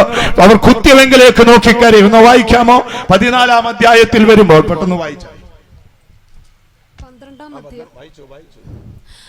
ഞാൻ ദാവീദ് ഗൃഹത്തിന്മേലും യെരൂശലേം നിവാസികളുടെ മേലും കൃപയുടെയും യാചനകളുടെയും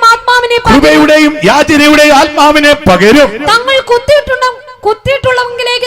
കുത്തിയിട്ടുള്ളവെങ്കിലേക്ക് നോക്കി ഏകജാതനെ കുറിച്ച് ശ്രദ്ധിക്കുക.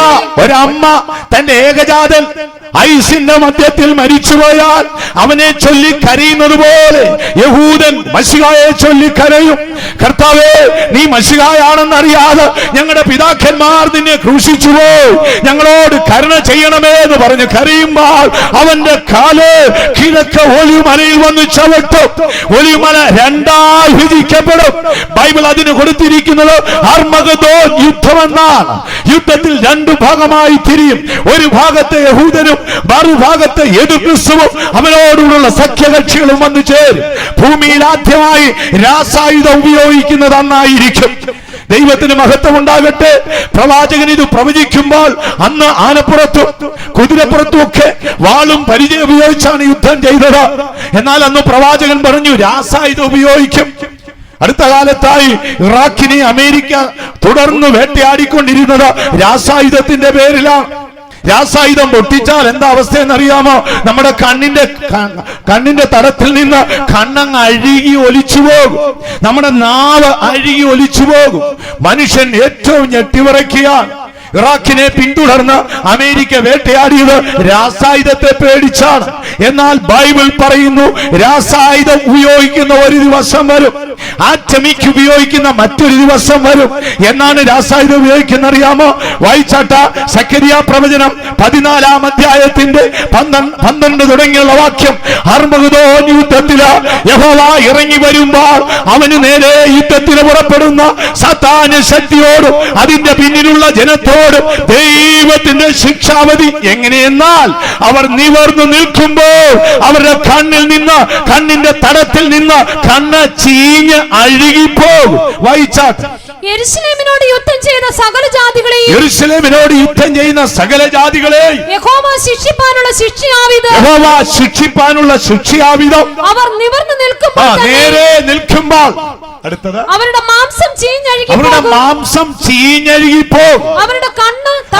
അവരുടെ കണ്ണ് തടത്തിൽ നിന്ന് ചീഞ്ഞഴുകിപ്പോകും. അവരുടെ നാവ് വായിൽ തന്നെ. വേദപുസ്തകം എത്ര സത്യമാണ്! ആകാശം മാറിപ്പോകട്ടെ, ഈ ഭൂമി 100 കഷമായി പൊട്ടിത്തെറിക്കട്ടെ, ഇതിലെ വള്ളിക്കോ പുള്ളിക്കോ മാറ്റമില്ല. വിശ്വസിക്കുന്നവർ കരങ്ങളെ ഉയർത്തി ഒരു ഹല്ലേലൂയ പറഞ്ഞോട്ടെ.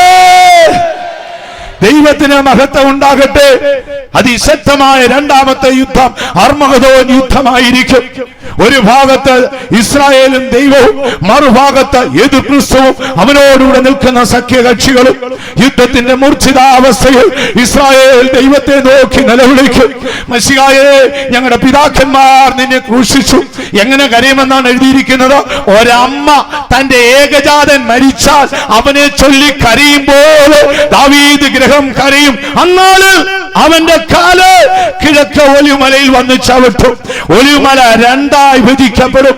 1,44,000 യഹൂദന്മാർ മുദ്രയേറ്റവരായി ഭൂമിയുടെ ഉൾവശങ്ങളിൽ വിശ്രമിക്കും.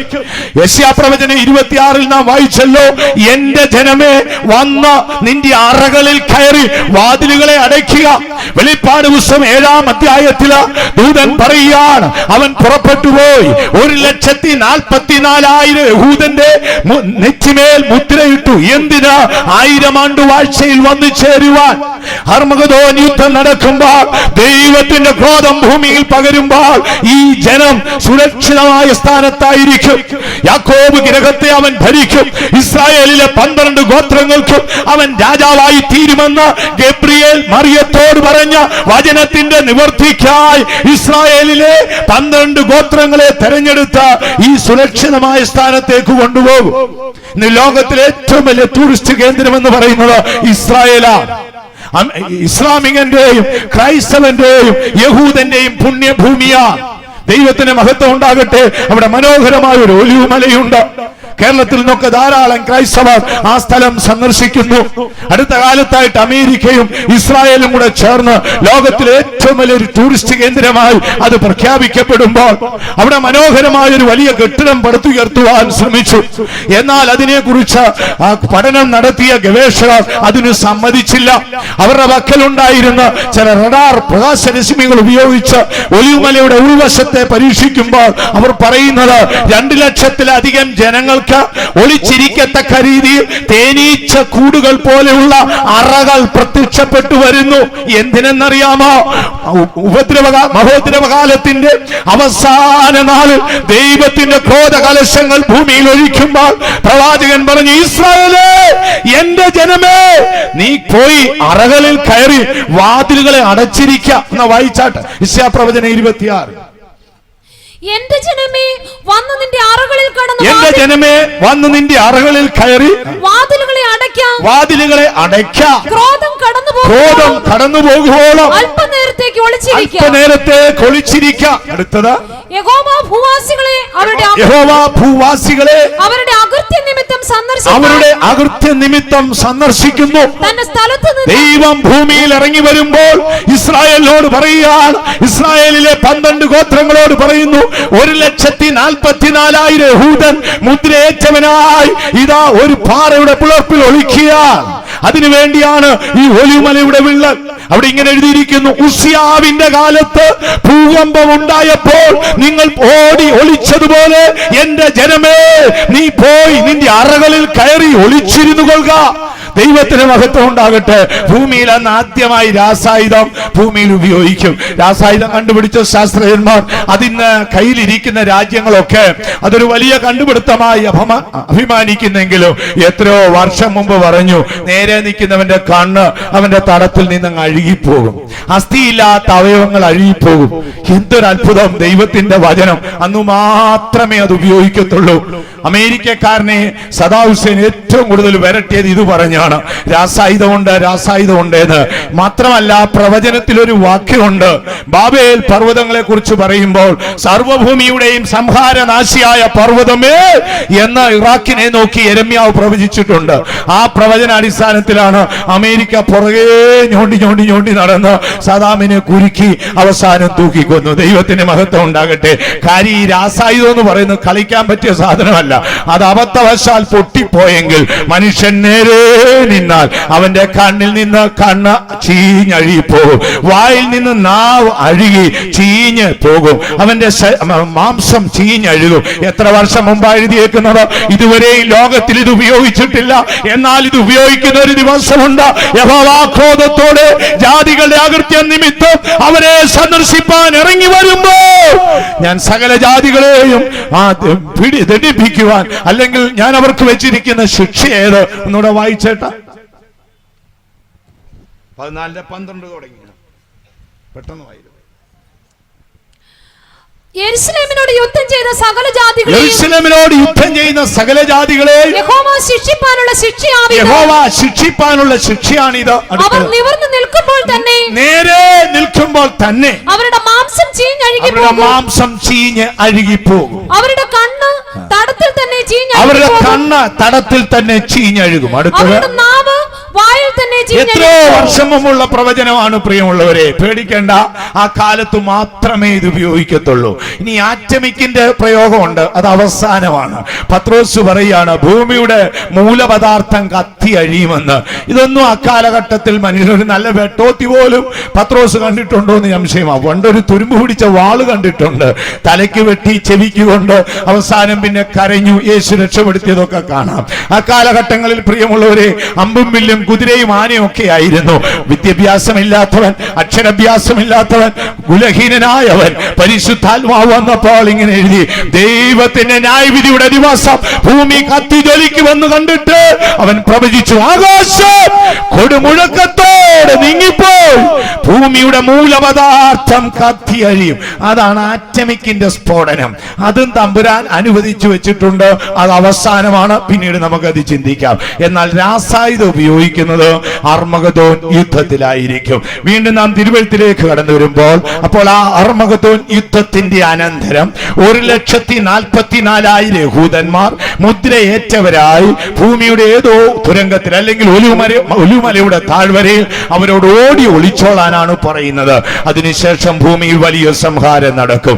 ലോകത്തിലെ ഇതര രാഷ്ട്രങ്ങൾ പലതും തകർന്നുടയും. കഴിഞ്ഞ രാത്രിയിൽ ഞാൻ പറഞ്ഞല്ലോ, മശിഹ 1000 ആണ്ട് വാഴ്ച നടത്തുമ്പോൾ ഒന്നാം പുനരുദ്ധാനത്തിൽ പങ്കുള്ള ഭാഗ്യവാന്മാരായ വിശുദ്ധന്മാരും മുദ്രയേറ്റ് ദൈവത്താൽ സൂക്ഷിക്കപ്പെട്ട ഇസ്രായേലിലെ 12 ഗോത്രത്തിൽ നിന്ന് 1,44,000 പേരും ഒരു യഹൂദന്റെ വസ്ത്രാഗ്രം പിടിച്ച് 10 ജാതികളും ചേർന്ന് 1000 ആണ്ട് വാഴ്ച, അല്ലെങ്കിൽ മശിഹായുടെ സാമ്രാജ്യം ഭൂമിയിൽ സ്ഥാപിക്കും. ഇനി അടുത്ത യുദ്ധം ഗോഗ് മഗോഗ് യുദ്ധമാണ്. വെളിപ്പാട് പുസ്തകത്തിലേക്ക് വരുമ്പോൾ 20-ാം അധ്യായത്തിന്റെ 7 തുടങ്ങിയുള്ള വാക്യം. ഇതെപ്പോഴാ നടക്കുന്നറിയാമോ? മശിഹായുടെ രാജ്യത്വത്തിനും ശേഷമാണ്. ഇപ്പോൾ ഞാൻ 3 യുദ്ധങ്ങൾ പറഞ്ഞല്ലോ.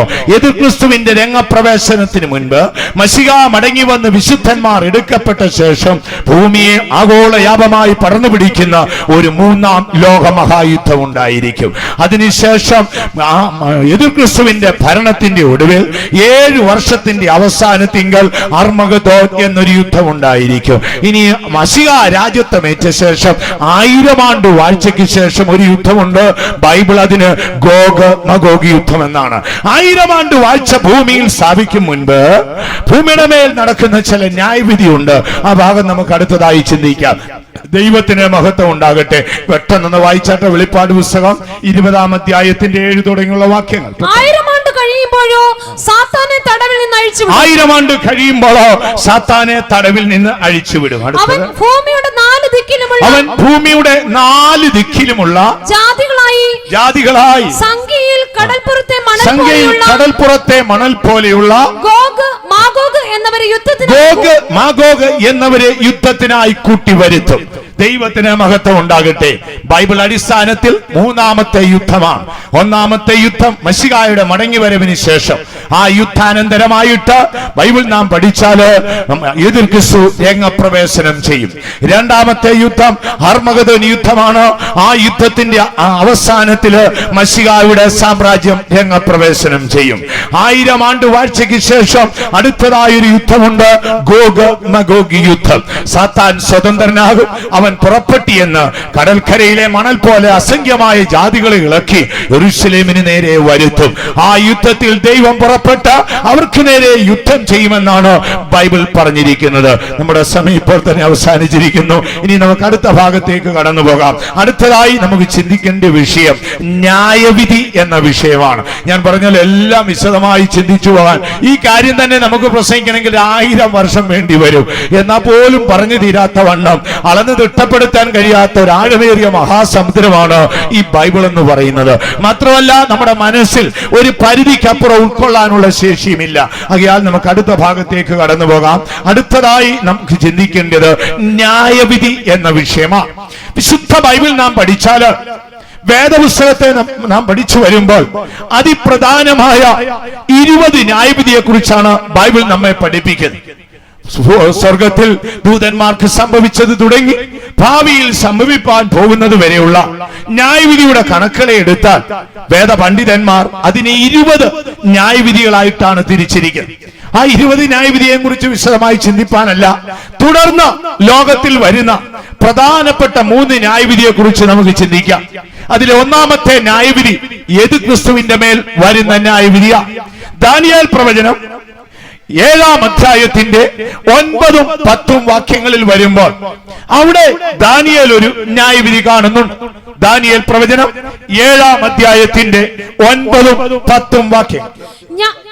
ഞാൻ നോക്കിക്കൊണ്ടിരിക്കെ അവർ ന്യായാസനങ്ങളെ വെച്ചു. ശ്രദ്ധിക്കുക, ദാനിയേൽ പറയാണ് 2600 വർഷങ്ങൾക്ക് മുൻപ് ബാബിലോണിലേക്ക് പ്രവാസിയായി പോയ ദാനിയേൽ പറയാണ്, ഞാൻ നോക്കിക്കൊണ്ടിരിക്കെ അവർ ന്യായാസനങ്ങളെ വെച്ചു. വയോധികനായ ഒരുത്തൻ അതിലിരുന്നു. അവന്റെ വസ്ത്രം ഹിമം പോലെ വെളുത്തിരുന്നു. അവന്റെ തലമുടി നിർമ്മലമായ ആട്ടിൻ രോമം പോലെ ഇരുന്നു. അവന്റെ സിംഹാസനം അഗ്നിജ്വാലയും അവന്റെ രഥചക്രങ്ങൾ കത്തുന്ന തീയുമായിരുന്നു. ഒരു അഗ്നിനദി അവന്റെ മുമ്പിൽ നിന്ന് ഒഴുകിക്കൊണ്ടിരുന്നു. 1000 പേർ അവന് ശുശ്രൂഷ ചെയ്തു. 1000 പേർ അവന് ശുശ്രൂഷ ചെയ്തു. 10,000 പേർ അവന്റെ മുമ്പാകെ നിന്നു. 10,000 പേർ അവന്റെ മുൻപിൽ നിന്നു. ന്യായവിസ്താര സഭ ഇരുന്നു, പുസ്തകങ്ങൾ തുറന്നു. ശ്രദ്ധിക്കുക, അവിടെ ദാനിയേൽ ഒരു ന്യായവിധിയെ കാണും. വയോധ്യനായ ഒരുവൻ ഇരിക്കും, തലയും തലമുടിനാരും വെളുപ്പിച്ച ആട്ടിൻ രൂപം പോലെ ഇരിക്കും. 10,000 പേർ അവന് ശുശ്രൂഷ ചെയ്യും. അവന്റെ മുൻപിൽ നിന്ന് ഒരഗ്നി നദി ഒഴുകിക്കൊണ്ടിരുന്നു. താഴേക്കുള്ള വാക്യങ്ങൾ വായിച്ചാൽ, കൊമ്പ് സംസാരിക്കുന്ന വലിയ ശബ്ദം ഞാൻ കേട്ടു. ഞാൻ നോക്കിക്കൊണ്ടിരിക്കുമ്പോൾ അവർ മൃഗത്തെ കൊന്ന് അതിന്റെ ഉടൽ തീയിലിട്ട് ചുട്ടുകളയുവോളം ഞാൻ നോക്കിക്കൊണ്ടിരുന്നു. വായിച്ചാട്ട്, കൊമ്പ് സംസാരിച്ച വലിയ വാക്കുകളുടെ ശബ്ദം ഞാൻ അന്നേരം നോക്കി. അവർ മൃഗത്തെ കൊല്ലുകയും അതിന്റെ ഉടലിനെ നശിപ്പിച്ച് ശ്രദ്ധിക്കുക, ദാനിയേൽ ഇവിടെ ഒരു ന്യായവിധി കാണുന്നു. വയോധ്യനായ ഒരുവൻ ന്യായാസനത്തിലിരുന്നു. 10,000 പേർ അവന് ശുശ്രൂഷ ചെയ്തു. അവന്റെ മുൻപിൽ നിന്ന് അഗ്നി നദി ഒഴുകിക്കൊണ്ടിരുന്നു. എന്നാൽ ഇപ്പോൾ കൊമ്പ് സംസാരിക്കുന്ന ശബ്ദം ഞാൻ കേട്ടു. ദാനിയേൽ പറയാണ്, കൊമ്പ് സംസാരിക്കുന്ന ശബ്ദം ഞാൻ കേട്ടു. ആരാണ് ഈ കൊമ്പ്? 10 കൊമ്പുകൾ കഴിഞ്ഞ രാത്രിയിൽ നാം ചിന്തിച്ചല്ലോ. ഈ കൊമ്പുകൾ ആരാകുന്നു എന്ന് ചോദിച്ചപ്പോൾ ദൂതൻ പറഞ്ഞു കൊടുക്കുകയാണ്, യോഹന്നാനേ, ഇത് വരുവാനിരിക്കുന്ന രാജാക്കന്മാരാണ്. 10 കൊമ്പുകൾക്കിടയിൽ നിന്ന് ദൈവത്തിനെതിരെ ദൂഷണം സംസാരിക്കുന്ന ഒരു കൊമ്പ് എഴുന്നേറ്റ് വരും ഞാൻ കണ്ടു. ഇപ്പോൾ ദാനിയേൽ കാണുന്ന ഈ ദർശനത്തില് വയോധ്യനായവൻ പിതാവായ ദൈവമാണ്. അവൻ സിംഹാസനത്തിൽ ഇരുന്ന് ഏത് ക്രിസ്തുവിനെ ന്യായം വിധിക്കുകയാണ്. അവിടെ എഴുതിയിരിക്കുകയാണ്, കൊമ്പ് സംസാരിക്കുന്നത് ഞാൻ കേട്ടു. അവർ മൃഗത്തെ കൊന്ന് അതിന്റെ ഉടൽ തീയിലിട്ട് ചുട്ടുകളഞ്ഞു. വെളിപ്പാട് പുസ്തകം 19-ാം അധ്യായത്തിന്റെ 20-ാം വാക്യത്തിലേക്ക് വരുമ്പോൾ ഇതേ സംഭവം യോഹന്നാൻ പറയുകയാണ്, ഞാൻ നോക്കിക്കൊണ്ടിരിക്കുമ്പോൾ അവർ മൃഗത്തെ കൊന്നു, മൃഗത്തെയും കള്ളപ്രവാചകനെയും കൂടെ പിടിച്ചു കെട്ടി അവർ തീയും ഗന്ധവും കത്തുന്ന പൊയ്കയിൽ തള്ളിക്കളഞ്ഞു. ദൈവത്തിന് മഹത്വം ഉണ്ടാകട്ടെ. ഈ ചാറ്റിന്റെ ഭാഗത്തായിട്ട് നമുക്കത് കാണാൻ കഴിയും. കഴിഞ്ഞ രാത്രിയിൽ നാം ചിന്തിക്കുകയുണ്ടായല്ലോ, ലോകത്തെ അടക്കി വാഴാൻ വരുന്ന 3 ശക്തികളാണ്. ഒന്ന്, സമുദ്രത്തിൽ നിന്ന് കയറി വന്ന മൃഗം. 2, ഭൂമിയിൽ നിന്ന് കയറി വന്ന കുഞ്ഞാട് പോലെ സംസാരിക്കുന്ന ഒരാട്. 3, ദൂതന്റെ വെട്ടേറ്റ് ഭൂമിയിലേക്ക് വീണുപോയ തീ നിറമുള്ള മഹാസർപ്പം. ഇവര് 3 പേരും കൂടെ ചേർന്നാണ് ഈ ലോകത്തെ 7 വർഷക്കാലം ഭരിക്കാൻ പോകുന്നത്. ഈ 7 വർഷത്തിന് ശേഷം, അല്ലെങ്കിൽ ഇവരുടെ ഭരണം കഴിയുമ്പോൾ, പിതാവായ ദൈവം ഇവരെ ന്യായം വിധിക്കുകയാണ്. ന്യായവിധിയുടെ അനന്തരം എന്തെന്നറിയാമോ?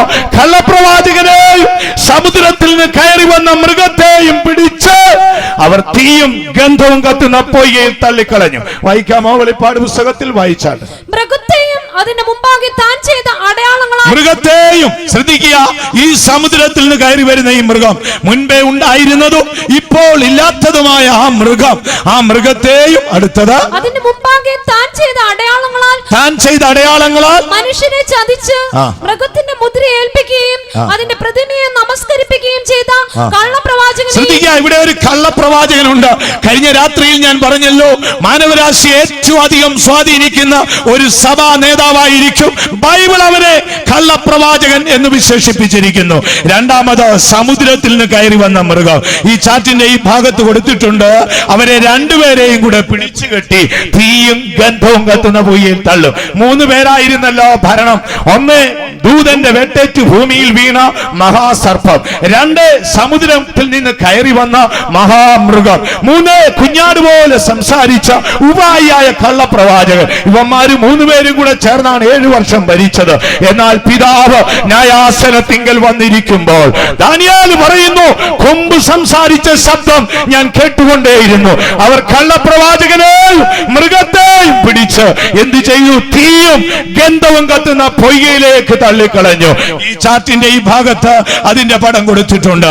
സമുദ്രത്തിൽ നിന്ന് കയറി വന്ന മൃഗവും കള്ളപ്രവാചകനും ഇതാ തള്ളപ്പെടുകയാണ്. അപ്പോൾ ഒരുവൻ അവശേഷിച്ചിട്ടുണ്ട്, അതാണ് തീ നിറമുള്ള മഹാസർപ്പം. ദൈവത്തിന് മഹത്വം ഉണ്ടാകട്ടെ. നമ്മുടെ മശിഹാ തമ്പുരാൻ ഭൂമിയിൽ രാജ്യത്വമേറ്റ് ദാവീദിന്റെ സിംഹാസനം സ്ഥാപിക്കും മുൻപ് 6ാമത്തെ സാമ്രാജ്യമായ ഏത് ക്രിസ്തുവിന്റെ സാമ്രാജ്യത്തിലെ കള്ളപ്രവാചകനെയും മൃഗത്തെയും തീപ്പൊയ്കയിൽ തള്ളി. അപ്പോൾ ഈ സർപ്പത്തെ എന്ത് ചെയ്യുന്നറിയാമോ?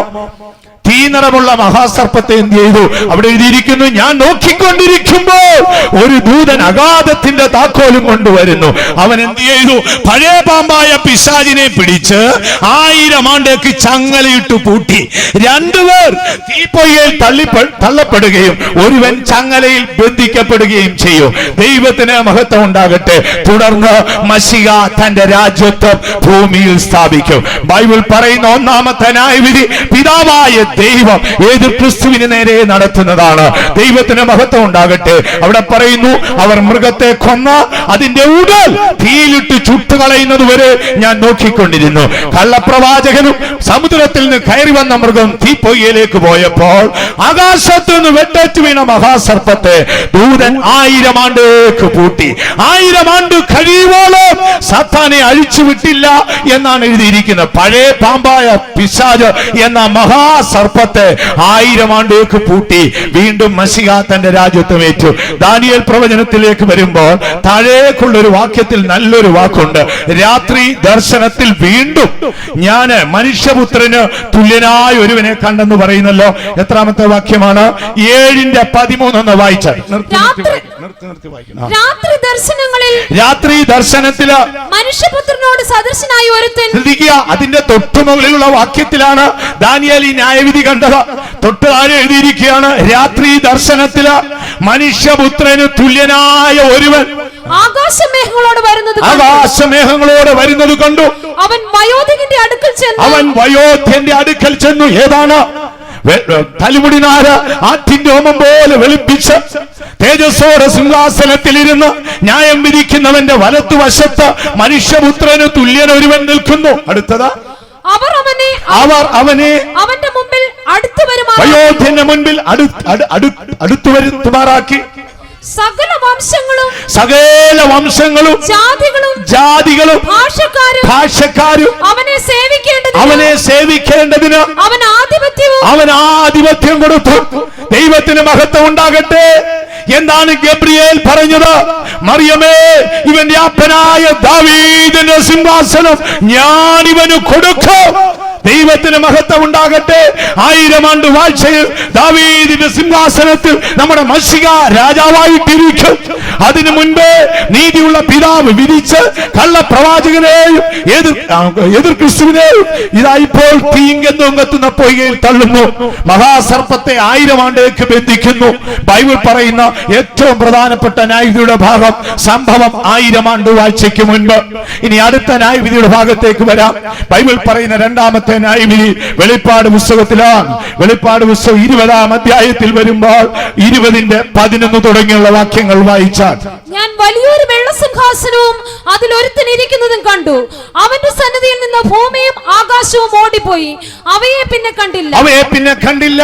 മരിച്ചവർ ആബാലവൃത്തം സിംഹാസനത്തിന് മുൻപിൽ നിൽക്കുന്നത് ഞാൻ കണ്ടു. ഇവിടെ അതിന്റെ മനോഹരമായ ഒരു ചാർട്ട് കൊടുത്തിട്ടുണ്ട്. മനോഹരമായ ഒരു സിംഹാസനത്തിൽ, നീതിയുള്ള ഒരു വിധിയുടെ സിംഹാസനത്തിൽ മരിച്ചവർ ആബാലവൃത്തം വന്ന് നിൽക്കുന്നത് ഞാൻ കണ്ടു. ആരായിരിക്കും ഈ വന്ന് നിൽക്കുന്നവർ? ഇവിടെ വന്ന് നിൽക്കുന്നവർ മരിച്ചു മൺമറഞ്ഞു പോയ ആ മനുഷ്യാത്മാക്കളാണ്. ദൈവത്തിന് മഹത്വം ഉണ്ടാകട്ടെ. ഇവിടെ യോഹന്നാൻ പറയുന്നു, പിന്നെ ഞാനൊരു വെള്ള സിംഹാസനവും അതിൽ ഒരുവനും ഇരിക്കുന്നത് കണ്ടു. മരിച്ചവർ ആബാലവൃത്തം അവന്റെ മുൻപിൽ വന്ന് നിൽക്കുന്നു. ബൈബിൾ ഇതിന് കൊടുത്തിരിക്കുന്നത് വെള്ള സിംഹാസന ന്യായവിധി എന്നാണ്. മുമ്പേ നാം ഒരു ന്യായവിധിയെ കുറിച്ച് വായിച്ചല്ലോ.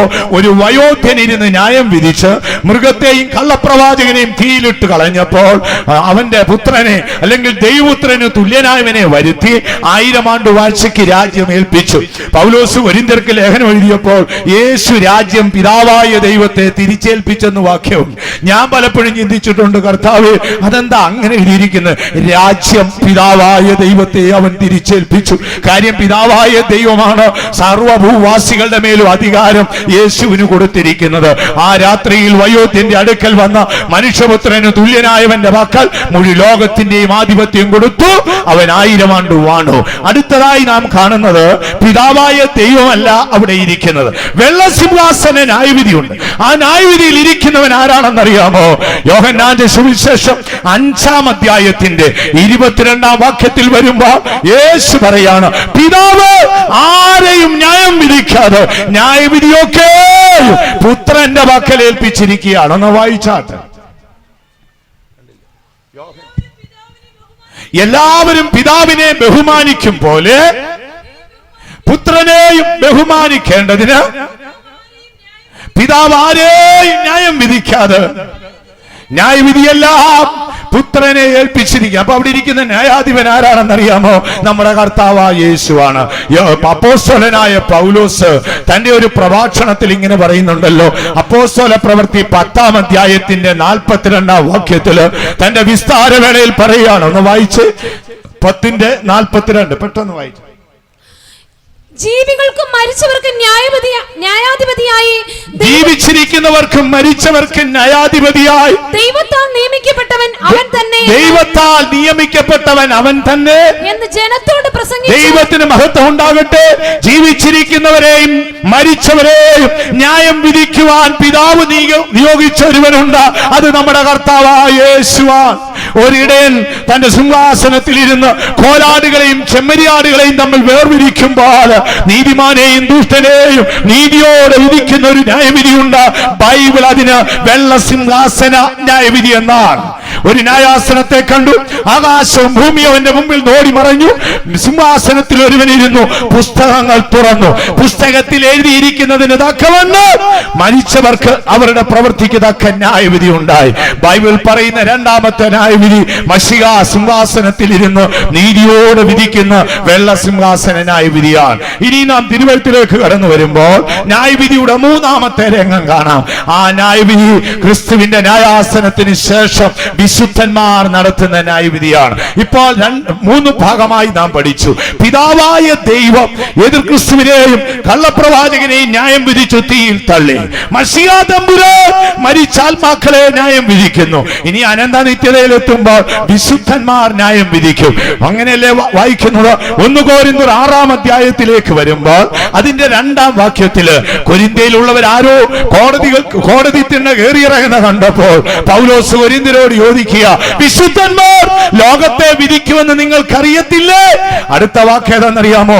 വിശുദ്ധന്മാർ ദൂതന്മാരെ വിധിക്കുമെന്ന് അറിഞ്ഞോണം. എന്നാ വായിച്ചേ. വിശുദ്ധന്മാർ ലോകത്തെ വിധിക്കുമെന്ന് അറിയുന്നില്ലയോ? വിശുദ്ധന്മാർ ലോകത്തെ വിധിക്കുമെന്ന് അറിയുന്നില്ലയോ? ലോകത്തെ നിങ്ങൾ വിധിക്കുമെങ്കിൽ ഏറ്റവും ചെറിയ സംഗതികളെ വിധിപ്പാൻ നിങ്ങൾ അയോഗ്യരോ? നാം ദൂതന്മാരെ വിധിക്കും എന്ന് നിങ്ങൾ അറിയുന്നു. ദൈവത്തിന് മഹത്വം ഉണ്ടാകട്ടെ. ബൈബിൾ നാം പഠിക്കുമ്പോൾ ന്യായവിധിയുടെ മൂന്നാമത്തെ സിംഹാസനം വിശുദ്ധന്മാർ ദൂതന്മാരെ വിധിക്കും. ഏത് ദൂതന്മാരാണ്? സ്വർഗത്തിൽ വിശ്വസ്തനായി ജീവിച്ച ദൂതന്മാരോ? അല്ല. യൂദാപ്പോസ്തലൻ ഇങ്ങനെ എഴുതി, പാപം ചെയ്ത് തങ്ങളുടെ വാഴ്ച കാത്തുകൊള്ളാതെ വീണുപോയ ദൂതന്മാരെ അന്തിമ വിധിയുടെ ദിനത്തിനായി അന്ധകാരത്തിന്റെ ചങ്ങലയിലിട്ട് അവിടെ സൂക്ഷിച്ചിരിക്കുകയാണ്. വായിച്ചാട്ടെ യൂദായുടെ ലേഖനം 6-ാം വാക്യവും 2 പത്രോസ് 2:4. പെട്ടെന്ന് വായിക്കണം. തങ്ങളുടെ വാഴ്ച കാത്തുകൊള്ളാതെ സ്വന്തം വാസസ്ഥലം വിട്ടുപോയ ദൂതന്മാരെ മഹാദിവസത്തിന്റെ വിധിക്കായി എന്നേക്കുമുള്ള ചങ്ങലയിട്ട് പാപം ചെയ്ത് തങ്ങളുടെ വാഴ്ച കാത്തുകൊള്ളാതെ വീണുപോയ സാത്താന്യ ശക്തിയെ നീതിയോടെ വിധിക്കുന്നത് ആരാണെന്നറിയാമോ? ജയം പ്രാപിച്ച വിശുദ്ധന്മാരാണ്. പൗലോസ് കൊരിന്ത്യരോട് പറയുന്നു, അവർ ദൂതന്മാരെ വിധിക്കുമെന്ന് നിങ്ങൾ അറിയുന്നില്ലയോ? വായിച്ചാട്ട് പത്രോസിന്റെ ലേഖനത്തിലെ വാക്ക് പെട്ടെന്ന് വായിക്കും. പാപം ചെയ്ത ദൂതന്മാരെ ദൈവം ആദരിക്കാതെ അന്ധതമസിന്റെ ചങ്ങലയിട്ട് നരകത്തിലാക്കി ഒരു ന്യായവിധി അവർക്കുണ്ട്. അതിനായി സൂക്ഷിച്ചിരിക്കുക. പാപം ചെയ്ത ദൂതന്മാരെ അന്ധകാരത്തിന്റെ ചങ്ങലയിട്ട് സൂക്ഷിച്ചിരിക്കുന്നു. വിധി നടത്തുന്ന ആരാന്നറിയാമോ? വിശുദ്ധന്മാരാണ്. സമുദ്രത്തിൽ നിന്ന് കയറി വന്ന മഹാമൃഗത്തെയും കരയിൽ നിന്ന് കയറി വന്ന ആ കള്ളപ്രവാചകനെയും പിതാവായ ദൈവം വിധിച്ച് അവനെ തീയും കെട്ടും കത്തുന്ന പൊയ്യയിൽ തള്ളിക്കളഞ്ഞു. വെള്ളസിംഹാസന വിധിയുടെ നാള് നമ്മുടെ വാഴ്ത്തപ്പെട്ട മശിഹ തമ്പുരാൻ നീതിയുടെ ന്യായാധിപതിയായിരുന്ന് മരിച്ച സകല ഭൂവാസികളെ ന്യായം വിധിക്കും. എന്നാൽ അനന്ത നിത്യതയിലെത്തുമ്പോൾ വിശുദ്ധന്മാർ സാത്താനെ ന്യായം വിധിക്കും. അവിടെ ഇങ്ങനെയാണ് എഴുതിയിരിക്കുന്നത്, നിങ്ങൾ ദൂതന്മാരെ വിധിക്കും. ഏത് ദൂതൻ? സ്വർഗത്തിൽ നല്ല വിശ്വസ്തരായ ദൂതന്മാരുണ്ട്. ഗബ്രിയേൽ, മീഖായേൽ, സാറാഫുകൾ, ഇതെല്ലാം ദൂതഗണമാണ്. അവരെ വിധിപ്പാൻ മനുഷ്യൻ അധികാരമില്ല. അവർ വിശ്വസ്തരും ദൈവത്തിന്റെ ആജ്ഞ അനുസരിക്കുന്നവരുമാണ്. പിന്നെ ആരെയായിരിക്കും വിധിക്കുന്നത്? പത്രോസ് എഴുതിയിരിക്കുന്നു, പാപം ചെയ്ത് സ്വന്തം വാസസ്ഥലം നഷ്ടപ്പെടുത്തിപ്പോയ ദൂതന്മാരെ അന്ധകാരത്തിന്റെ ചങ്ങലയിട്ട് ന്യായവിധിയുടെ ദിനത്തിനായി സൂക്ഷിച്ചിരിക്കുന്നു. അവിടെ ദൂതന്മാരെ, വീണുപോയ ദൂതന്മാരെ വിശുദ്ധന്മാർ ന്യായം വിധിക്കും. വേദപുസ്തക അടിസ്ഥാനത്തിൽ ഈ ന്യായവിധി നമുക്ക് 3 ഭാഗമായി തിരിച്ചു പഠിക്കാം. ദൈവത്തിന് മഹത്വം ഉണ്ടാകട്ടെ.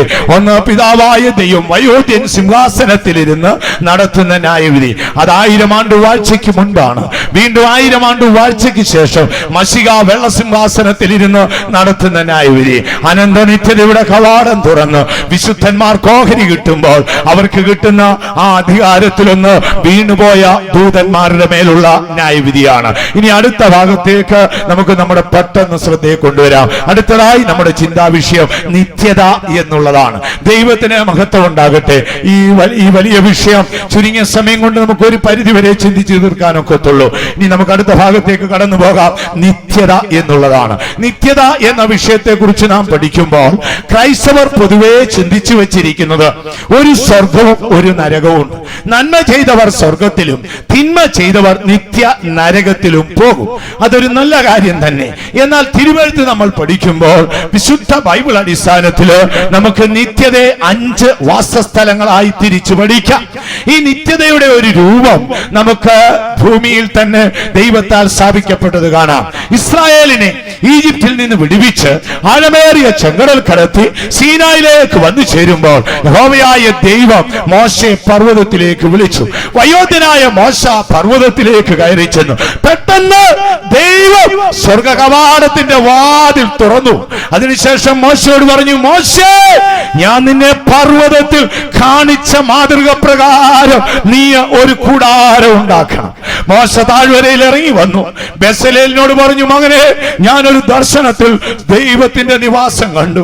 മോൻ അത് ഭൂമിയിൽ പണിയണം. മോശ പറഞ്ഞുകൊണ്ടിരിക്കുമ്പോൾ ആത്മാവ് ബെസലേലിന്റെ മേൽ വ്യാപരിച്ചു. അവൻ മനോഹരമായ ഒരു കൂടാരം പണിതു. യഹോവ ഭൂമിയിലേക്ക് ഇറങ്ങി വന്നു. സമാഗമന കൂടാരമാണ്. പൗലോസ് പറയുന്നു, ആ കൂടാരം അത് സ്വർഗത്തിന് നിഴലും ദൃഷ്ടാന്തവുമാണ്.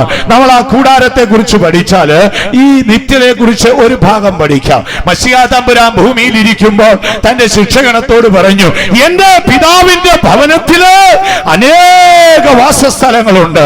ഇല്ലെങ്കിൽ ഞാൻ നിങ്ങളോട് പറയുമായിരുന്നുവോ? ഞാൻ പോയി നിങ്ങൾക്കൊരു സ്ഥലം ഒരുക്കിയ ശേഷം വരാം. അപ്പോൾ നിത്യത എന്ന വിഷയം പഠിക്കുമ്പോൾ സമാഗമന കൂടാരത്തോട് ചേർത്ത് നമുക്ക് പഠിക്കാം.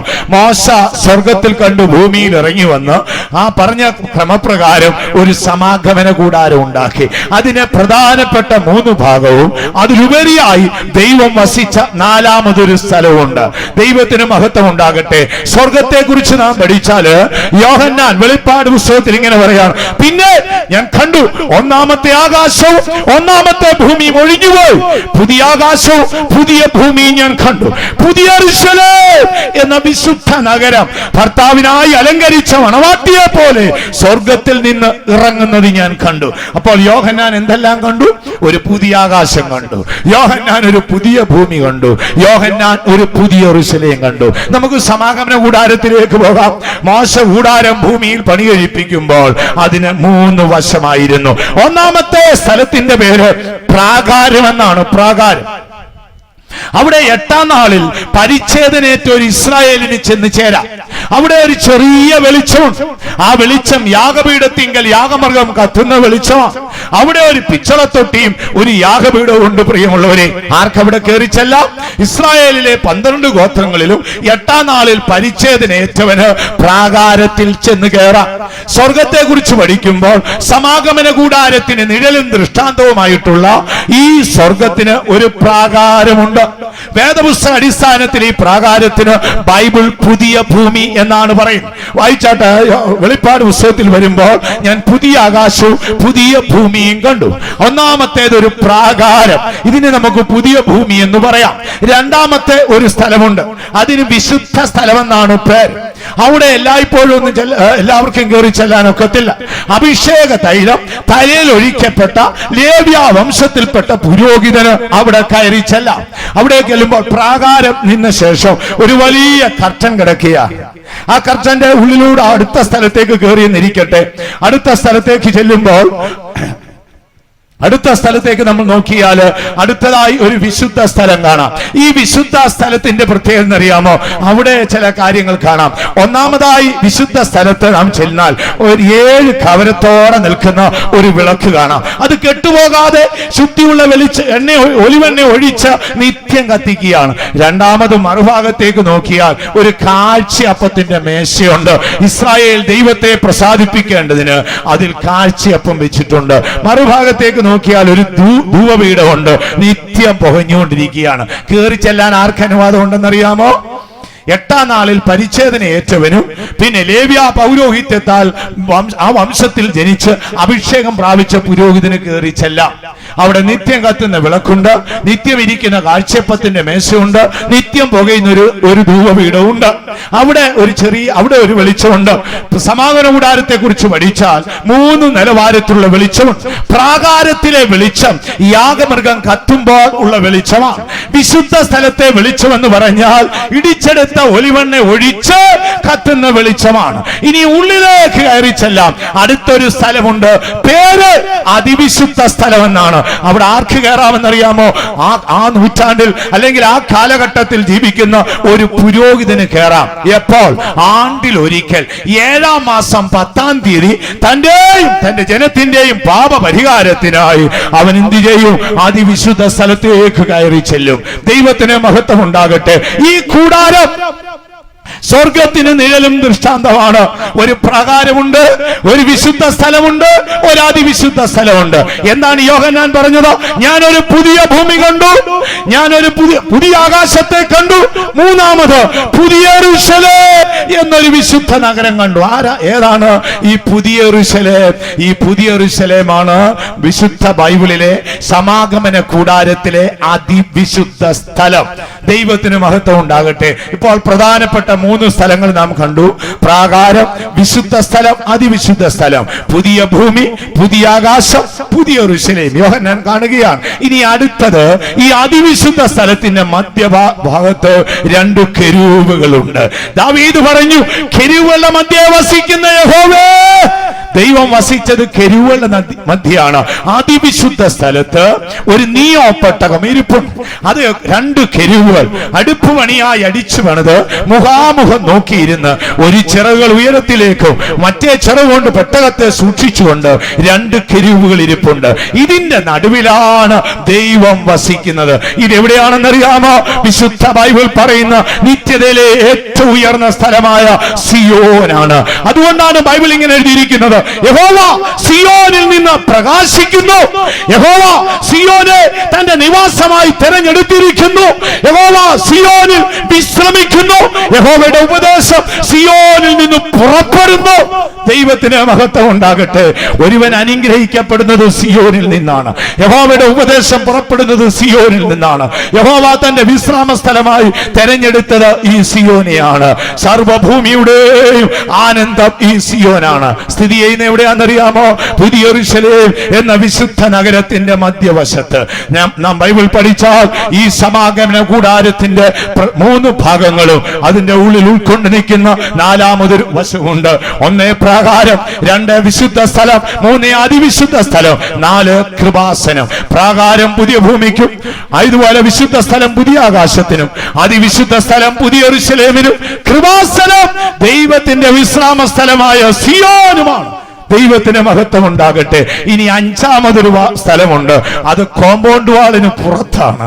ബൈബിൾ അതിന് കൊടുത്തിരിക്കുന്നത് ഏറ്റവും പുറത്ത്. അവിടെ എഴുതിയിരിക്കുന്ന വെളിപ്പാട് പുസ്തകത്തിൽ യാതൊരു അശുദ്ധനും മ്ലേച്ഛത പ്രവർത്തിക്കുന്നവനും ദൈവനഗരത്തിൽ പോവുകയില്ല. ഭീരുക്കൾ, അവിശ്വാസികൾ, അറയ്ക്കപ്പെട്ടവർ, കൊലപാതകന്മാർ, ദുർനടപ്പുകൾ, ഇവർക്കെല്ലാവർക്കും ഓഹരി, തീയും ഗന്ധവും കത്തുന്ന പൊയ്കയത്രേ. അതാണ് നിത്യതയിലെ 5ാമത്തെ വാസസ്ഥലം, പാളയത്തിന് പുറത്ത്. മോശയോട് ദൈവം പറഞ്ഞു, കൊലപാതകൻ, കുഷ്ഠരോഗി, അങ്ങനെയുള്ള സകല പാവങ്ങളും മരണശിക്ഷയ്ക്ക് വിധിക്കപ്പെട്ടവനും പുറത്തു പോക്കോണം. അതാണ് നിത്യതയിലെ 5ാമത്തെ വാസസ്ഥലം. ബൈബിൾ അതിന് നരകം എന്നാണ് പറഞ്ഞിരിക്കുന്നത്. ആ നരകം ആർക്ക് വേണ്ടി എന്നറിയാമോ? യെശയ്യാവ് പറയാണ്, പണ്ടുപണ്ടേ നീ രാജാവിനായി ഒരു ദഹന സ്ഥലം ഒരുക്കിയിരിക്കുന്നു. അന്തിമ വിധിയുടെ നാളിൽ ഒരിടേൻ ഇരുന്നുകൊണ്ട് കോലാടുകളെയും ചെമ്മരിയാടുകളെയും വിധിക്കുമ്പോൾ വലതുവശത്തുള്ള നീതിമാന്മാരായ ചെമ്മരിയാടുകളോട് പിതാവിനാൽ അനുഗ്രഹിക്കപ്പെട്ടവരെ നിങ്ങൾ പോയിക്കൊള്ളുവേൻ, പിതാവിന്റെ സന്തോഷത്തിൽ പോയിക്കൊള്ളുവേൻ. ഇടത്തുള്ളവരോട് പറയുന്നു, ശപിക്കപ്പെട്ടവരെ എന്നെ വിട്ട് പിശാചിനും അവന്റെ ദൂതന്മാർക്ക് ഒരുക്കിയ നിത്യ നരകത്തിലേക്ക് പോയിക്കൊള്ളുവേൻ. സാത്താന് വേണ്ടി ഒരുക്കിയതാണ് നരകമെങ്കിലും അവനെ അനുഗമിക്കുന്ന വലിയൊരു പുരുഷാരം നിത്യ നരകത്തിലേക്ക് പോകും. അവിടുത്തെ വേദന ബൈബിൾ എഴുതിയിരിക്കുകയാണ്. അവിടെ പല്ലുകടിയും കരച്ചിലും ഉണ്ടാകും, ഭയങ്കരമായ ഇരുട്ടുണ്ടാകും. യെശയ്യാ പ്രവചനത്തിൽ വരുമ്പോൾ പ്രവാചകൻ പിശാചിനെ നോക്കിക്കൊണ്ട് പറയുന്നു, നിന്റെ കീഴേ പുഴുക്കളെ വിരിച്ചു, കൃമി നിനക്ക് പുതപ്പായിരിക്കും. അത് മനുഷ്യന് വേണ്ടിയല്ല, പാപം ചെയ്ത് ദൈവ സാന്നിധ്യം നഷ്ടപ്പെടുത്തി തങ്ങളുടെ വാഴ്ച കാത്തുകൊള്ളാതെ വീണുപോയ ദൂതന്മാർക്ക് വേണ്ടിയാണ്. എന്നാൽ ദൈവം വെളിച്ചമായ ദൈവത്തെ വിട്ട് പാപമായ സാത്താനെ സേവിച്ച മാനവരാശിയിൽ വലിയൊരു ഭാഗം അന്തിമ വിധിക്ക് ശേഷം നിത്യ നരകത്തിലേക്ക് പോകും. ഇന്ന് രാത്രി കർത്താവിന്റെ സന്നിധിയിൽ കടന്നു വന്നവരെ, നമ്മുടെ മീറ്റിംഗിന്റെ സമയം അവസാനിച്ചു. നമുക്ക് നമ്മുടെ കണ്ണുകളെ അടയ്ക്കാം. പരിശുദ്ധാത്മാവ് ഈ 3 രാത്രിയിലും സ്വർഗീയ സന്ദേശം നമ്മോട് അറിയിച്ചുകൊണ്ടിരുന്നു. ഭാവിയിൽ എന്ത് സംഭവിക്കും എന്നുള്ളതായിരുന്നല്ലോ നാം ചിന്തിച്ചുകൊണ്ടിരുന്നത്. നമ്മുടെ മശിഹ മടങ്ങി വരും. അവന്റെ കൃപയാലും അവന്റെ കരുണയാലും നമുക്ക് അവനെ എതിരേൽപ്പാൻ ഒരുങ്ങാം. നമുക്ക് നമ്മുടെ കണ്ണുകളെ അടയ്ക്കാം. പരിശുദ്ധാത്മാവിന് ഹൃദയങ്ങളെ ഏൽപ്പിച്ചു കൊടുത്താട്ട്, കർത്താവേ, ഇത്ര വലിയ ഭാഗ്യം എന്റെ ജീവിതത്തിൽ നൽകിയല്ലോ. ഇന്ന് രാത്രി നമ്മുടെ ഹൃദയം നന്ദിയാൽ നിറയപ്പെടട്ടെ. യേശുവിന്റെ ശിഷ്യന്മാർ തങ്ങളുടെ പരസ്യ ശുശ്രൂഷയ്ക്ക് ശേഷം മടങ്ങി വന്ന് രക്ഷകനോട് പറഞ്ഞു, കർത്താവേ, ഞങ്ങൾ അത്ഭുതം ചെയ്തു, ഞങ്ങളുടെ അടയാളങ്ങൾ ചെയ്തു, ഭൂതങ്ങൾ അലറിയോടി, ഞങ്ങൾ രോഗികളെ സൗഖ്യമാക്കി. രക്ഷകൻ അവരോട് പറഞ്ഞു, ഭൂതം കീഴടങ്ങുന്നത് കൊണ്ടല്ല, അത്ഭുതം ചെയ്തത് കൊണ്ടല്ല, നിങ്ങളുടെ ജീവന്റെ പുസ്തകത്തിൽ എഴുതിയിരിക്കുന്നത് കൊണ്ട് നിങ്ങൾ സന്തോഷിപ്പിൻ. കണ്ണുകൾ അടയ്ക്കാം. രക്ഷകന്റെ പാദപീഠത്തിലേക്ക് ഇന്ന് രാത്രി നമുക്ക് കടന്നിയെല്ലാം. പരിശുദ്ധാത്മാവ് വളരെ വ്യക്തമായി ഭാവി സംഭവങ്ങളെ കുറിച്ച് നമ്മോട് അറിയിച്ചല്ലോ. നമ്മുടെ യേശു എത്രയും വേഗം മടങ്ങി വരും. അവന്റെ കൃപയാലും അവന്റെ കരുണയാലും അവന്റെ മാറ്റപ്പെടാത്ത വിശ്വസ്തതയാലും നാം നമ്മുടെ രക്ഷകനെ എതിരേൽപ്പാൻ മേഘങ്ങളിൽ എടുക്കപ്പെടും. അതിനുശേഷം ഭൂമിയിൽ അതിശക്തമായ യുദ്ധങ്ങൾ ഉണ്ടാകും. തകർന്നുടഞ്ഞ സാമ്രാജ്യം എഴുന്നേറ്റ് വരും. മാനവരാശിയെ ഏകീകരിക്കുവാൻ സാത്താൻ കൈമേലും നെറ്റിമേലും മുദ്രയുമായി ഇതാ വാതുക്കൽ നിൽക്കുകയാണ്. ഭൂമിയിൽ വലിയ അനർത്ഥമുണ്ടാകും. ദൈവത്തിന്റെ ക്രോധകലശങ്ങൾ ഒന്നൊന്നായി ഭൂമിയുടെ മേൽ ചൊരിയും. പ്രിയ ദൈവ വൈദ്യരെ, ക്രോധ ദിനത്തെ വിട്ടോടിപ്പോകുവാൻ, ആ വേദനപ്പെട്ട നാളുകളെ വിട്ടോടിപ്പോകുവാൻ ദൈവത്തെ അന്വേഷിപ്പീൻ, നീതിയെ അന്വേഷിപ്പീൻ. ആ ക്രോധ ദിനം ഒഴിഞ്ഞിരിക്കേണ്ടതിന് കർത്താവിലേക്ക് ഇന്ന് രാത്രി നമുക്ക് അടുത്തിയല്ല. കണ്ണുകൾ അടച്ചാട്ട് എല്ലാവരും പരിശുദ്ധാത്മാവിന് ഹൃദയങ്ങളെ ഏൽപ്പിച്ചു കൊടുത്താട്ട് നമ്മുടെ മീറ്റിംഗ് ഇന്ന് രാത്രി അവസാനിക്കുകയാണല്ലോ. കഴിയുന്നിടത്തോളം എല്ലാവരും മുഴങ്കാൽ മേലിരുന്നാട്ട് നാം ഒരു അവസാന നിമിഷത്തിൽ വന്നെത്തി. ഇതാ സാത്താൻ വാതുക്കൽ നിൽക്കുന്നു. അന്ധകാരം ഭൂമിയെയും കൂരിരുട്ടി ജാതികളെയും മൂടും. നിന്റെ മേലോ യഹോവ നീതിയോടെ ഉദിക്കും. വിശ്വസിച്ച ദൈവകരങ്ങളിൽ ഒരിക്കൽ കൂടെ ഏൽപ്പിക്കാം. കർത്താവേ, കഴിഞ്ഞ കാലങ്ങളിൽ ഞാൻ തികച്ചും അലസനായി പോയി, അങ്ങയോട് ക്ഷമിക്കണമേ. അങ്ങയുടെ വരവ് ഏറ്റവും അധികം അടുത്തുപോയി എന്ന് ഞാൻ അറിയുന്നു. നീ എന്റെ പേർ ജീവന്റെ പുസ്തകത്തിൽ എഴുതി. ദൈവരാജ്യത്തിന്റെ മർമ്മം അറിയുവാൻ നീ എനിക്ക് വരം നൽകി. നിന്റെ ദാനമായ ആത്മാവ് എന്നിൽ പകർന്നു. വിശുദ്ധന്മാരുടെ ഐക്യം എനിക്ക് തന്നു. ഈ രാത്രിയിൽ അവസാനമായി ഒരിക്കൽ കൂടെ ദൈവമേ, നിന്റെ ആത്മാവിനോട് സംസാരിച്ചു. ഞാൻ തിരിഹിതത്തിനായി എന്നെ സമർപ്പിക്കുന്നു. കണ്ണുകൾ അടയ്ക്കാം. രക്ഷകന്റെ പാദപീഠത്തിലേക്ക് പോകാം. സ്വർഗം നമ്മെ അനുഗ്രഹിക്കട്ടെ. കർത്താവിന്റെ മടങ്ങി വരവ് നമ്മളിൽ ആരും നഷ്ടപ്പെട്ടു പോകാതെ എല്ലാവരും നിത്യതയ്ക്ക് അവകാശിയായി തീരുവാൻ കൃപാലുവായി ദൈവം ഈ വചനത്താൽ നമ്മെ സഹായിക്കട്ടെ.